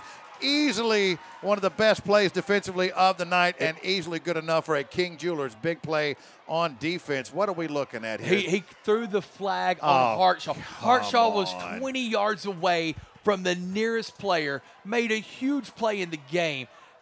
It makes zero sense to do this right now. It makes no sense. Come on, man. This is when this is the same guy who made the other call. This is when it's the white hat. It's when you make yourself a part of the game. Come on, man. What a stick that time. Sniffing it out from this mic possession all the way and makes a great play. But nonetheless, here's Wallace going for it all, looking for his man downfield, a jump ball, and there's the matchup everybody pays the admission to see. Yeah. That's Cameron DeMoss and Cam Anderson, the two best football players on this field. And the ball was underthrown. They both go up for it. It falls harmlessly to the ground. But that's the matchup I want to see. That's big, long, physical, strong players going after each other, man. And I don't know if this is about coverage or about Wallace just not having his best stuff right now. Take a look here. Now, you see Anderson, they have got him on DeMoss, as they absolutely should. Into the flat, it's completed to the 45, breaking a tackle all the way down to the 30-yard line. That's a first down, a Roberts Jewelers first down for Austin Floyd, his 4th catch of the evening. And I'm going to tell you, now that was Cam Anderson on the tackle. Yeah. Looked like he had a little bit of a limp after that play. He's walking back. We have a timeout? Timeout taken by Southside there. Timeout taken by Southside, which I love the timeout by Coach Reeder, by the way. I think it's a great one. Said, okay, look, we had some, it was just one of those things. We can't do anything about right now. Literally just one of those things. You had a great defensive stand. It was a terrible punt that allegedly hit one of our people in the ankle at the line of scrimmage. Right. What are you supposed to do about that? But you have to, at the end of the day, you have to find a way to figure things out and go out, and you don't worry about stuff like that. You can't do anything about it. You got a 14-point lead, 6.5 minutes to go. You go out and you make plays. And if you're Northside, you take advantage of every single thing that they give you. And Northside needs a touchdown here. A field goal does them no good whatsoever. They need 6, and they need it pretty quick. Yeah, they really, really do. And, man, you talk about taking wind out of sails. If all of a sudden they score here, I keep even hitting still Floyd. trailing, yeah. I keep hitting Floyd right here. Unless I get a favorable matchup like I have right here at the bottom for Cameron DeMoss, we'll see if they have it single. It's man coverage, as you see this other one going up on the slot, covering Woods. He's got man coverage. Let's see if Wallace has it, but he's under pressure, setting up the screen to DeMoss right there in the middle of the field, but nothing doing. Maybe 3 or 4 yards. Well defended that time by Southside. See if you can get the number of that defensive back on the far side there for me. Is that 4? Is that 4? Is that Chuck Stokes? Man. Or is that Jaden Vinson, number maybe 6? I can't. You know how the shirts carry 6. It's 6. Vincent, Yeah, that's Jaden Vincent, who did a great job. They did a little drag that time for DeMoss from the right slot. And I thought they might have something cooking, but well defended that time by the junior DB for Southside. Yeah, well, and the thing about it is, on the block going across the middle, Cam Anderson got decleated, took a hard hit, and he's a guy, plays hard both sides of the ball, returns the ball in all your special teams formations. I don't know what they're meeting about here, but I didn't see a flag, and I still don't see a flag. I don't know what they're talking about here, but he got decleated, hard block. So no penalty. Yep. Okay, no penalty here. 5:56 left to go. This clock should start on the referee's whistle. Yeah, 5:56. 5:56 left to go in this football game. Northside trailing by 14, 21-7. On the move, though, at the Southside 26, 3rd down and about 6. Here's Wallace rolling to his right, looking for his man at the corner right there by the pylon. Did he sneak in? He did. Cameron DeMoss, the name we told you about, you got to look out for. He found single coverage, just like I told you, and beat it easily, and it was a strike. Wallace rolling against his body. He's a lefty, rolled to his right, and throws a bullet from 26 yards. And just like that, we have a one-possession game. That's a man's record service, big play touchdown for the Indians. Now a crucial extra point here to get it down to 7 points. Player running onto the field quickly for Northside. They were one short. Here's the snap, the kick, and that looks like it went to the left. It did. Had the distance, but went to the left. So now it's an 8-point game with 5:48 left to go in this football game. But let's see, was there a whistle? Nope. Yeah, there was a flag. Coach Reeder declined it. Okay, yeah, that's what it was. Yeah, that was declined. So Southside still with a lead. Still a one-possession game, though, 21-13. We'll take this 30-second timeout and come back for the final 5:48 after this on Jackson's News Talk 101.5 FM and WNWS.com. At Leaders Credit Union, we're in the business of making lives better, and we are absolutely happy to help with any of your financial needs. Whether you need a car that seats 6, a home with a real home office, or a mobile app with built-in budgeting, we are absolutely happy to help. Leaders Credit Union offers loans, mortgages, credit cards, and state-of-the-art technology to help you move forward. Apply today at leaderscu.com.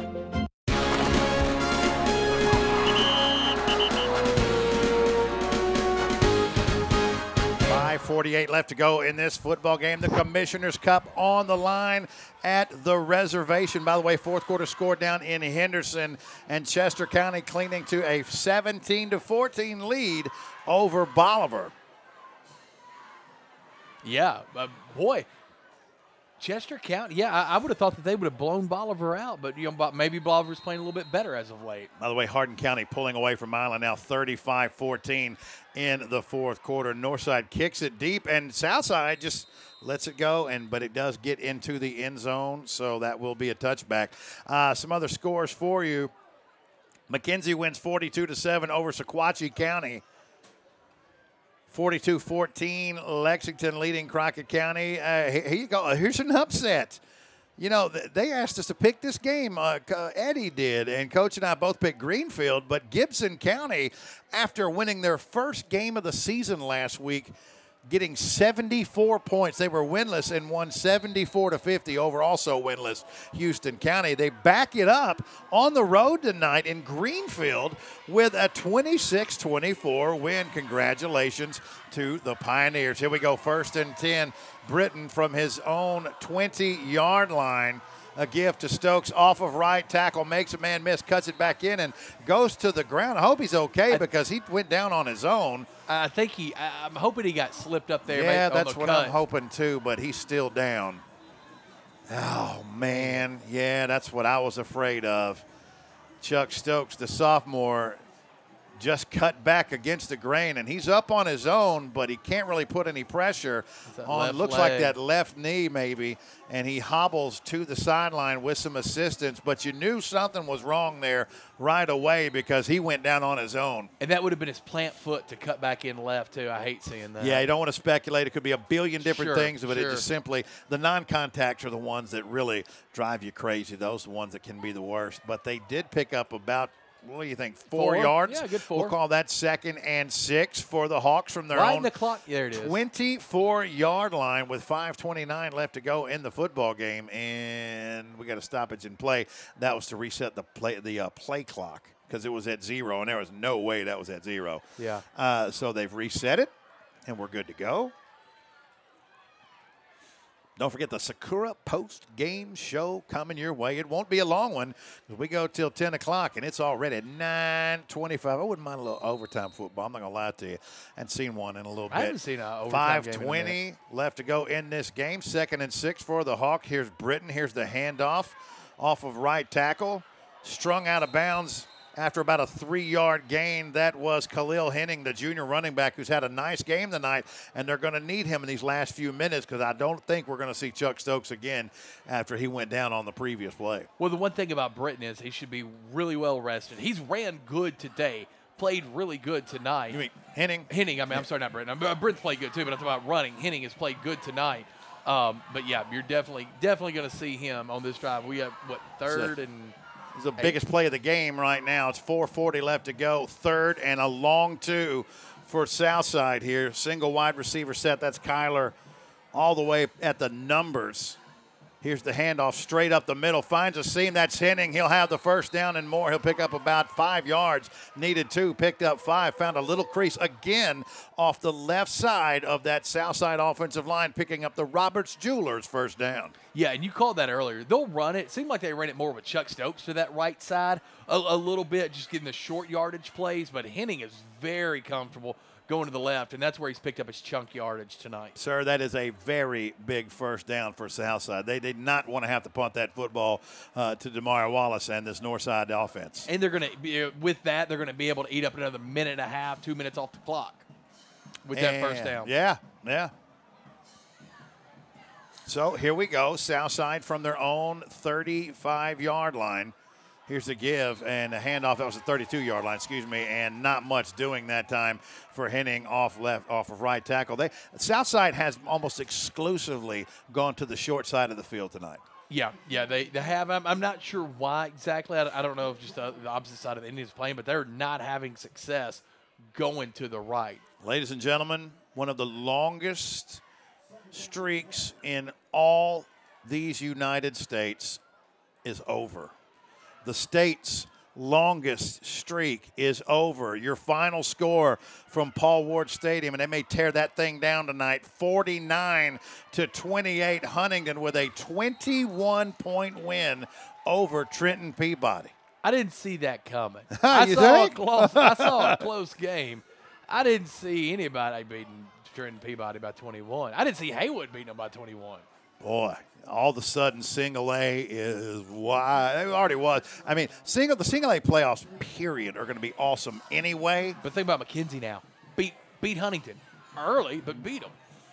But you wonder, beat them bad. Huntington also beat Milan by 30, and that matters. I mean, we can say what we want, but that's still a major classification jump. 3 classifications, and they beat them by 30. Yeah. And a capable team.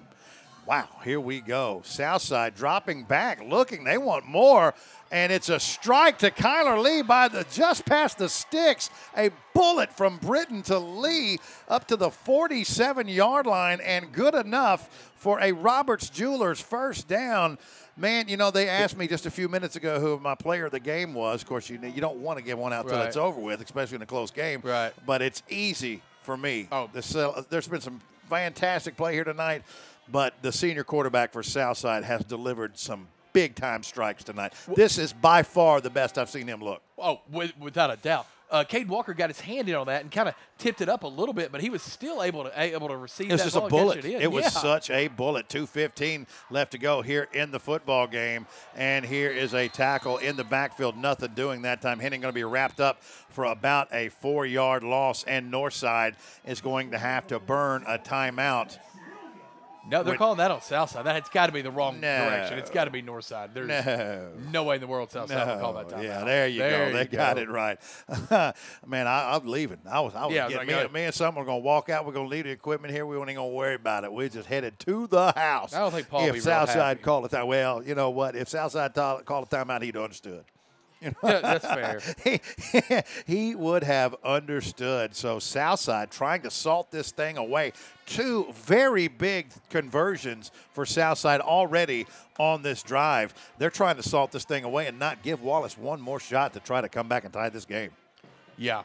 I tell you what, and I believe Northside will have one more timeout after this. And Southside is sitting on the first down. 1 second left in the game, and Dresden ties it up with O'Brien. I don't know if they have kicked I don't think they've attempted the extra point yet, but it's 20-20 with 1 second left, and that 6 just flashed. So I don't know if they still have to kick the extra point or not, but God, that would be a heartbreaker for O'Brien. It would. Here we go. 2nd and 13, 2:06 left to go in this football game. Here's the handoff on the jet sweep to the wide side. You want to finds a lane. He'll pick up about 4 or 5 yards. And if you're Southside, if you're going to head that direction, that wide flat, the one thing you want to make sure you do under all circumstances is keep that ball in bounds. Stay in bounds. Never run out of bounds there, and you force Northside to call those timeouts. So I can't tell. I can't see. I can't tell how many Northside has left. Because it says they have all 3, and they don't taking them have off the clock. 3 They've got timeouts. one left. Well, you remember they took one out in third. They took one just now. They've got one left in the game. Yeah, they got one left for the game. Okay. So they can stop it one more time. I guess So it's after this this down. is it. If Southside picks up this first down here on 3rd and a long 5, then that would be calf rope. Britton from the shotgun, 1:17 left to go. Here's the snap, and the whistle blows. And this has got to be a Southside timeout. Got to be. Yep. They just wanted to see what was going on. And that's exactly what it is. Yeah. But we're going to keep it here with them. I ain't going to take no chances. We're going to keep this thing with it because this is by far the biggest play of this game.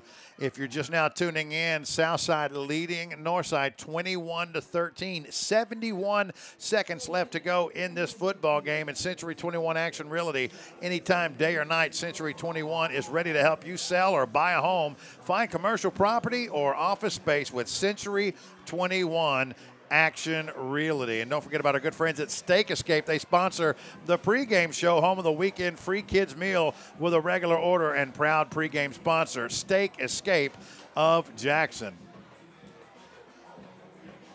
Yeah. Check out your cameraman over here. Is he wobbling? He's doing something. Look Man. Go ahead, the body. Do your thing, friend. The body likes to wobble? I don't know. I don't know what wobbling is. Yeah, you do. I do? Yeah, you do. All right.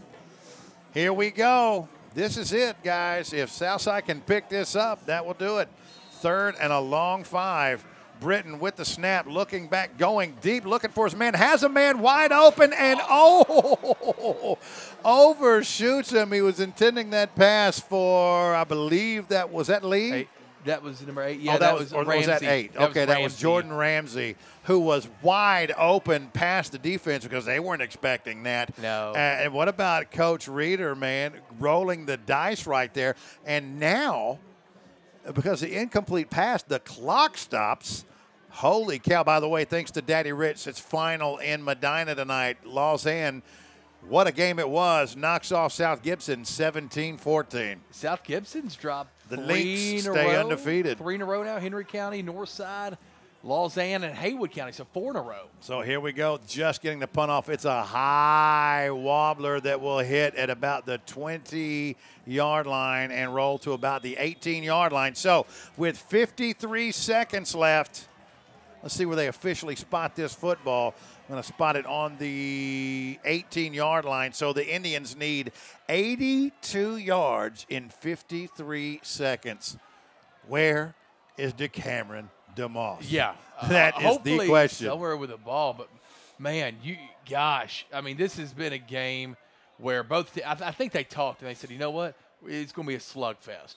You know what I'm saying? It's going to be no arm bars. We're going to box, not MMA. I know what you're saying. I know exactly what you're saying. And let's see, 38-14 was our latest score with USJ and St. George.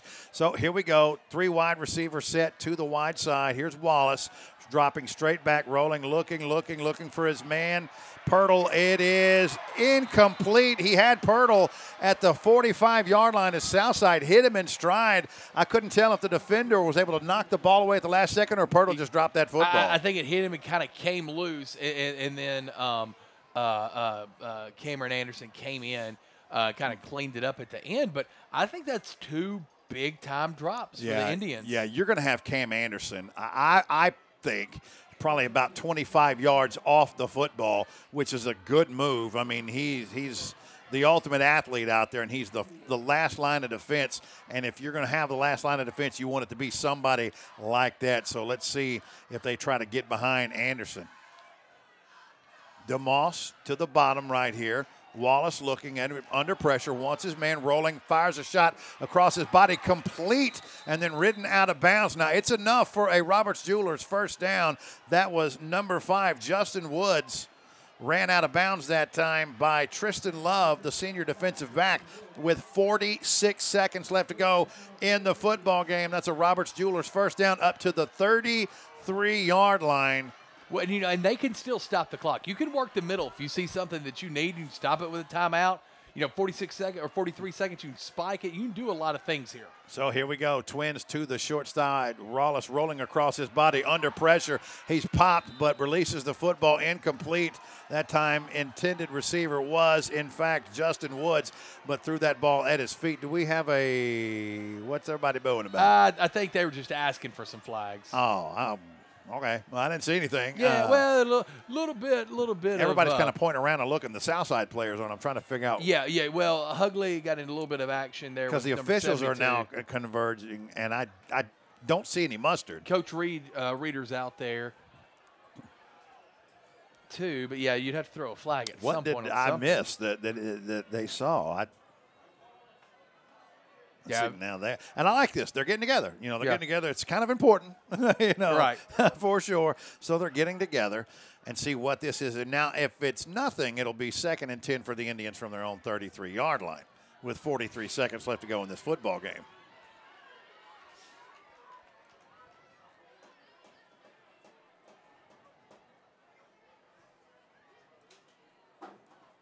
Shave and a haircut. 2 bits. Wow. What is that? Is that a musical? You don't remember that? No, I don't. That's how the bad guy drew Roger Rabbit out of the wall at that bar. Remember? He said, "No tune can resist the old shave and a haircut." You don't remember that? Oh, yeah. I mean, I've seen the movie. He ran. I remember things that Jessica knocking Rabbit on that said. wall like this. Do you know that they're making it like they're redoing the Roger Rabbit, and they're putting more clothes on Jessica Rabbit? It's a rabbit. What do I care? No, man. She ain't a rabbit. Oh, she's a rabbit. Is she? Yeah. Jessica Rabbit. It's not her last name. I mean, I guess it is her last name, but there's a reason. No, man. She was like that. She's a rabbit. I don't think you've seen the movie. I think I've seen Roger Rabbit many times. His wrong with you? His girlfriend 38, is not she's a rabbit. It's not a rabbit. El Caneja. Here we go. Wallace from the gun, going for it all, looking for his man, going up and making that catch. Is that the Cameron DeMoss? Yeah, it is. It is. The defense jumped a little too early. Wallace hung it up there. We got a flag. And there's a flag back at the line of scrimmage. Holy smokes. Hold the phone. What do we have here? By the way, what an athletic play by Cameron DeMoss. Both teams think it's on the other. Yeah. Let's see what we've got. That don't matter what they think. Only that dude in that white hat right there. You see that guy with that white hat on, Chuck? He's the only one that knows. And it looks like they're moving walking the it ball over into Southside territory. We've got a personal foul on Northside. Well, why would we be walking it that way if it was on Northside? They pointed it to Northside. He had to just have it wrong. because he But pointed they've that done on the this offense. a couple of times now. I think we jinxed them. So 31 seconds left to go. It was a personal foul, and Yeah, now, they're walking here we it back. go. Good Yeah, they're grief, y'all. walking it Come back. on now. Yeah. I mean, yeah, it was. Yeah, they walked it up. I guess it was after the ball was called. Yeah, they're going to say the completion is good. Yeah. But the personal foul is still on north side, so the first down will count, and we'll take the ball down to the 48-yard line of the Hawks with 31 seconds left to go in this football game. Wallace from the gun by himself, rolling to his right under pressure, overshoots his receiver. That time intended for DeMoss through his hands and just in front of a defender that time. That was almost ball game right there. It would have. Yeah, Tristan Love was close to intercepting that football. Yeah, and I tell you what more could you have asked for? Ball at the 47-yard line, 24 seconds left. Indians still have a timeout. And if it comes down to it, Wallace can get it there from here. I promise you that. Yeah. Here's Wallace dropping back, rolling, looking, firing, and a beautiful break up that time by Cam Anderson as he hits that receiver. That was number 21, Tyreek Pirtle, and he timed it perfectly just as the ball was getting there. Anderson, who's playing free safety, comes up and just jars that ball loose. That would have been a completion. Yeah. Cam Anderson's the best player on this football field. Yeah, those shades that's of just Troy the bottom line. Polamalu, Bob Sanders. You know, insert your favorite safety that you watched lay the lumber. That was beautiful. Yeah, Cam Anderson knows he's a dog, and that's a good thing, by the way. Yeah. Oh, man, he timed that absolutely perfectly. He really did. So third down for Northside. What are we converging about now? I don't know. That's a simple incomplete pass. Yeah. Third and 10. But there's a lot on the line here. So, I mean, you know, they really want to win this game. And the official going over and talking to Coach Powell. But you don't get to get a breather between every play. I mean, if it's incomplete, But the it's incomplete. defense They're also looking at the clock. does. They're looking at the clock. Okay, the defense. Now, so are they saying that they didn't – the clock didn't run because now they shaved a couple seconds off. Yeah. Now there's only 19 seconds. Yeah, so it must have been a there must have been a 5-second late runoff. starting clock. Here we go. Third and 10, 19 seconds left to go. Here's Wallace with the snap, rolling across his body, now stepping back towards the left, under pressure, rolling in the pocket, looking, firing deep down the field. Has a man behind the defense, and it is in and out of the hands of his receiver if he catches it. We're trying for a 2-point conversion. Help me out, Chuck. Was that D'Angelo DeMoss. Jones, or was that couldn't have been? Was that DeCameron DeMoss? Yeah, that was DeCameron DeMoss. That was No. right there. Yes, it was. Wow. That was in there. It was out. I know he was kind of falling down. That ball was a little short, but it was right there. Okay, so here's the scene. 7 seconds left to go. You theoretically could get more yards here. The problem is that it's fourth down. Yeah. So you don't have time to run a play past the sticks, get the first down, and still have the time to get another play off. So it looks like it's got to come down to this play. The Hawks with 5 players back past the 30-yard line.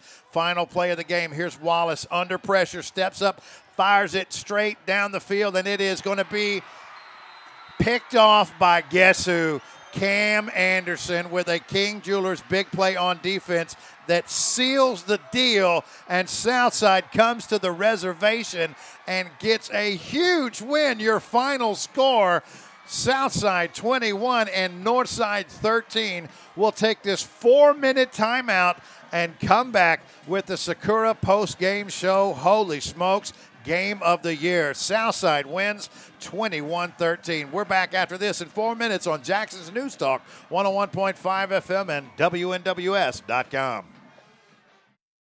Man, if the junkyard is the right place for your old car, Man's Wrecker Service will take it off your hands. Man's Wrecker Service will be upfront, honest, and offer no surprises. It doesn't matter the condition of the car. Plus, they will take care of the paperwork and the towing. And in the event you find yourself needing a tow, fixing a flat, or a jump start for your battery, Man's Wrecker Service offers 24-hour, 7-day-a-week service. Put their number in your cell phone today, 424-2173, 424-2173.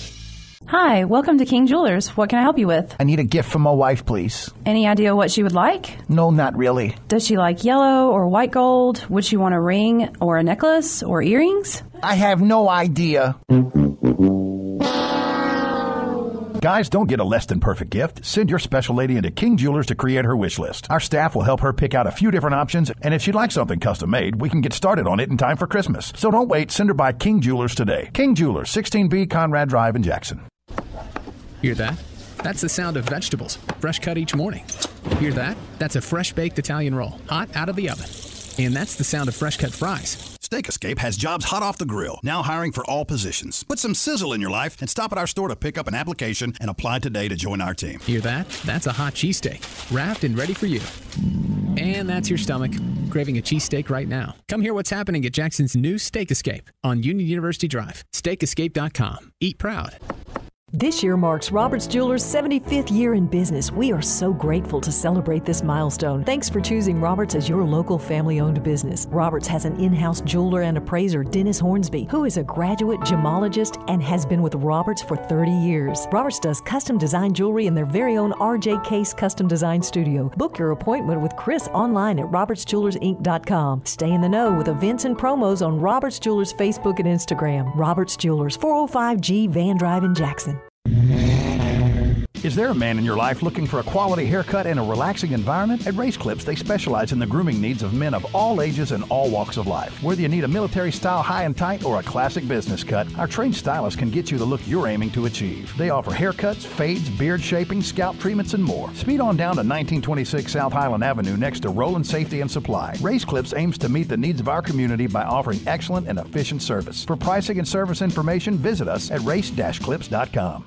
Sakura set the standard in West Tennessee for Japanese sushi rolls and hibachi grill dishes. By popular demand, Sakura added a Chinese menu. For starters, egg drop in hot and sour soup. Entrees include chicken, broccoli, sweet and sour chicken, Mongolian beef, and lo mein with your choice of meat. Our Chinese menu starts at just $7.95. Sakura also delivers to your home or business. Call ahead for pickup 664-2878. Sakura's dining area is now open and currently hiring servers. Come and enjoy Sakura for lunch or dinner, 70 Carriage House Drive. Hi, this is Josh Lindsay. You don't have to be powerless in a power outage. By the time this commercial is over, your power would have already been restored without you lifting a finger, whether you are home or out of town, with a Generac standby generator from Lindsay Electric. We have generators in stock with a 5-year warranty. We install and service with factory direct parts guaranteed. Financing is available. Call for a free quote, 423-1580. Locally owned and operated for over 3 decades. Lindsay Electric, the authority for your power solutions. Go beyond. Go beyond in all aspects of customer service, delivering a wow experience. One of our 6 core values at Dynamics. I'm Russ Huffstetler. And I'm Heath Ladd. Dynamics continues to go beyond, pursuing excellence in healthcare, setting the standard in physical therapy, and promoting your overall well-being in our luxury health clubs. Come visit the new Dynamics, health, lifestyle, and community. Find a location near you at dynamics.life or follow us on Facebook, Instagram, and Twitter.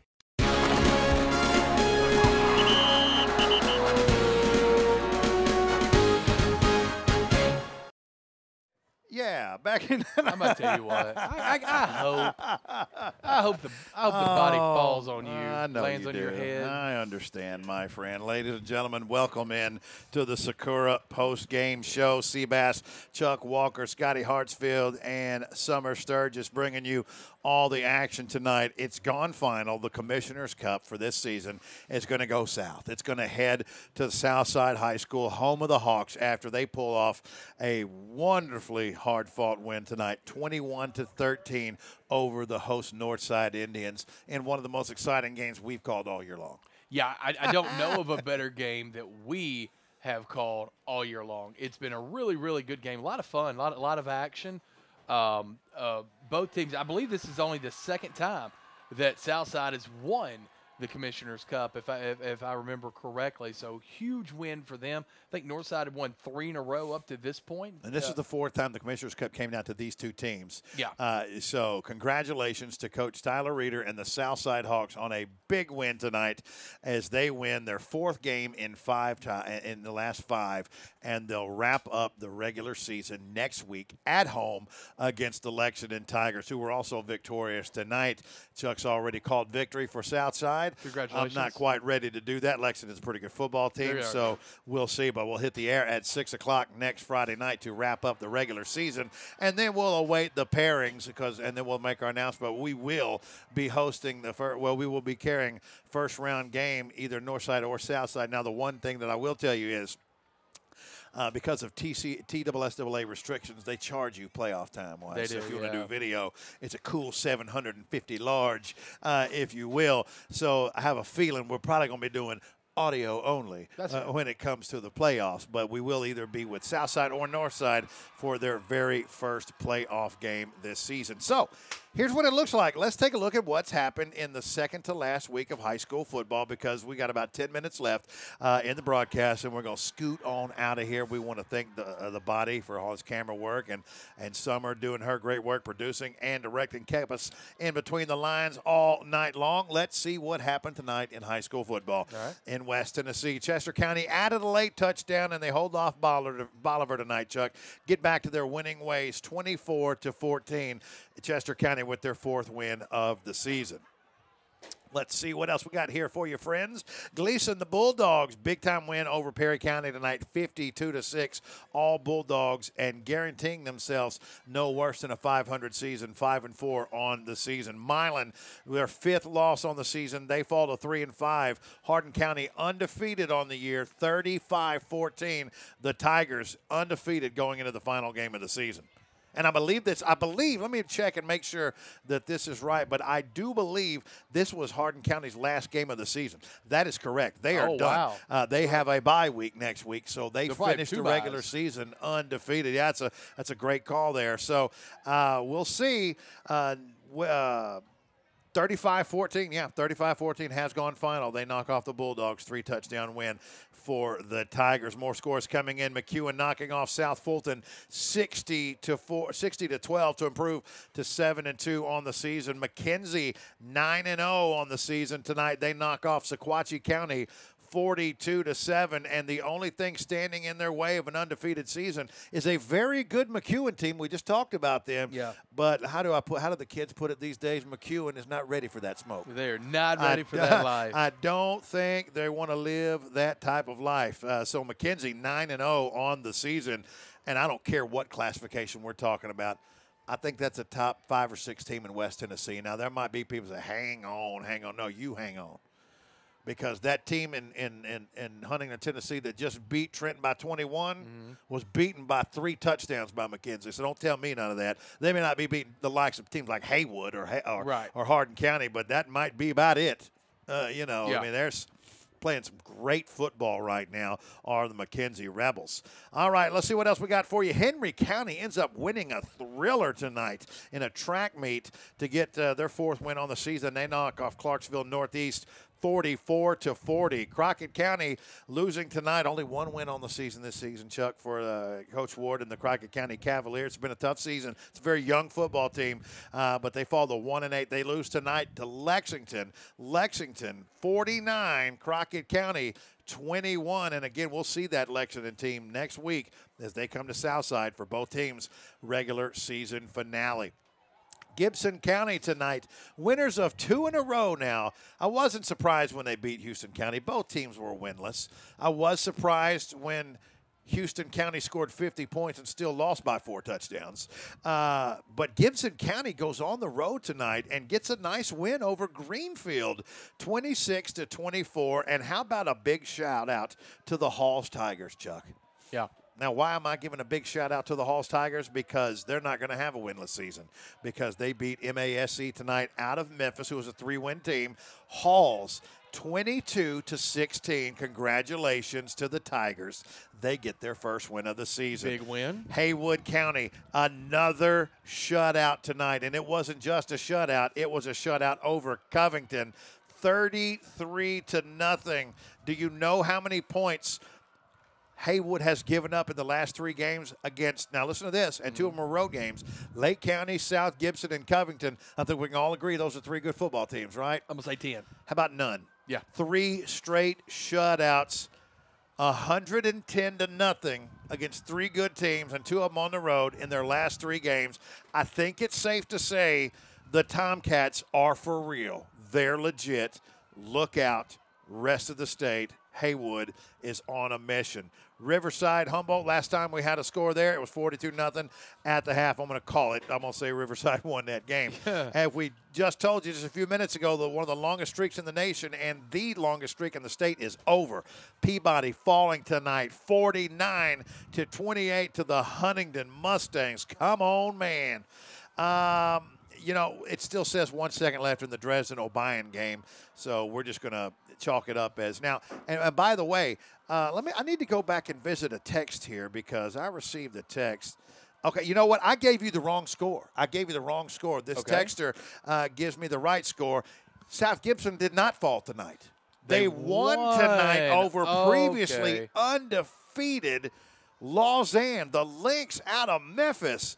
Lausanne wins that one 17-14. Excuse me, South Gibson wins that game 17-14. Congratulations. That is a monster win. Because that would have been 4 losses in a row, I believe. For South Gibson. Yeah, they needed this one. And that's the same South Gibson team that this Northside Indian team went on the road and beat. Yeah. Holy cow. Let's see what else we got for you. Union City knocks off Liberty 49-0. West Carroll knocks off Scotts Hill 34-14. Last score we had, fourth quarter update, Westview was leading Ripley 28-10. We never did get a score on Brighton and Dyer County. We're looking for a couple more scores. By the way, just in case you were interested, Chuck, Munford, in fact, knocked off Kingsbury 55-14. I can't believe that. I can't either. Let's see. I can't believe they still play. I can't either. A couple of more for you. It went final across town at Jackson Christian. They get to 7-2 on the year. They knock off Trinity Christian 36-7. And I think Jackson Christian, what do they get? Is it Fayette Academy that they get next week? Next week? I'm not sure. I believe it is. Yes, Fayette Academy on the road, a team they should definitely beat. Yeah. Fayette Academy is not very good this year, and it should be an 8-2 season for Coach Palmer and the Eagles. What a job they've done there. So, and of course, last report we had with USJ it was 38-14. USJ led the Griffin from St. George. They're going to go on and win that game. The Bruins are another team from here in the area that absolutely have a shot at a run, a deep run. One that could find them in Cookeville again and winning a state championship. So good luck to them the rest of the way. So, all right, we only got about 3 or 4 minutes left here in the Sakura postgame show. Let's get your final thoughts here on what you saw tonight. Southside wins the Commissioner's Cup 21-13 over the Northside Indians here at the reservations. We certainly hope you enjoyed this broadcast, listening on the radio, watching it at WNWS.com. What are your thoughts after 4 quarters of fantastic football? Yeah, really, really good game. The Southside coaching staff, I've heard that a lot of times they'll listen to what we say during, pregame when they're out there warming up. And it's like we said, they're going to have to win a low-scoring game, right? They didn't want to get a shootout with a team like Northside. It's not how their team was set up, and it's exactly what happened and what they did. And Northside put the pressure on them the whole time. And credit to Southside. They did not break there at the end. Tough call on the punt. The Northside, got back.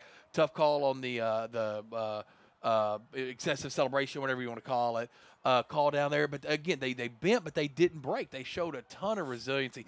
Cannot say enough good things about the quarterback play from Southside. I forget my man's name. Right? Yeah, Cole Britton. Really put that team on his back. Chuck Stokes had a good second half, but this is, to me, it's about 2 things. Khalil Henning, too. Yeah, Khalil Henning. This is about Cam Anderson. Just being a great athlete. You're talking about him being a receiver. He could be anything in college. He could play. I think he's the best player on that field tonight. Yeah, he is something special. But that team played together. Coach Reeder had them ready to go. It's just about time for us to get out of here, so let's tell you about who brings you high school football each and every Friday night. Of course, Man's Record Service, a title sponsor of high school football, as well as Dynamics Physical Therapy. They support our roving game day studio. Another game day sponsor is Lindsay Electric. Our great friends there at Lindsay Electric. Roberts Jewelers, they sponsor the first downs, and you heard a bunch of those tonight from both teams tonight. The pregame show was brought to you by Steak Escape. Don't forget about our good friends over at Steak Escape. Of course, we're right now in the final stages of the Sakura postgame show.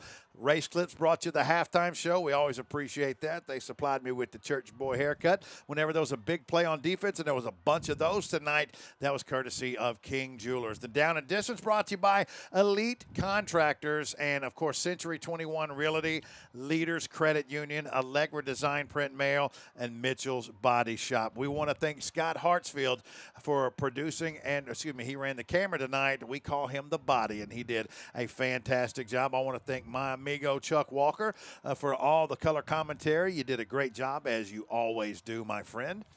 We want to thank Summer Sturgis from Worthy Road Studios. She produced this entire thing. She worked her butt off all night long, and she did great. It's our first time working with you. Thank you so much, Summer. We certainly appreciate that. I want to thank my homie Kip, who supplied me with this Diet Coke. Yes, he did. Only reason I had a voice left. I already drank my water. Yeah, and the water. It's the only reason, and the body supplied of water, because I've already gave him credit, but I guess you can have some more credit. Look at him. But more importantly than here? anything else, most importantly, we want to thank you for taking the time to listen and watch at WNWS.com on the Grace Media Group families of high school football. There is nobody around that produces more high school football games for you on a Friday night than Grace Media Group. It takes a lot of people to make that happen. Mike Doles, want to thank him for helping with all this technical support, as well as Brad McCoy. And I think that covers it. Do you want to thank Scotty again for the water? Yeah, thanks for the water, the body. Certainly appreciate that. You can find outside. the body tomorrow, by the way, at Oktoberfest. What time's that kick off? 3 o'clock. 3 o'clock at St. Mary's? 3. Are you going to go? 3 to 9, St. Mary's. Man, that eats right into my dog track time. You're killing me. You meet a lady there. Ooh, you look meet at a me. nun. You ever dated a nun? What? I've ever dated a nun? Yeah. I'm going to go with no on It's that Halloween. one. Good enough, man. All right. That's going to wrap it up for us, man. That's going to do it for the Sakura postgame show. Again, your final score, Southside knocks off Northside 21-13 for the Commissioner's Cup. For all the aforementioned people, again, one more time, your final score from the reservation, Southside 21 and Northside 13. Have a great night, everybody.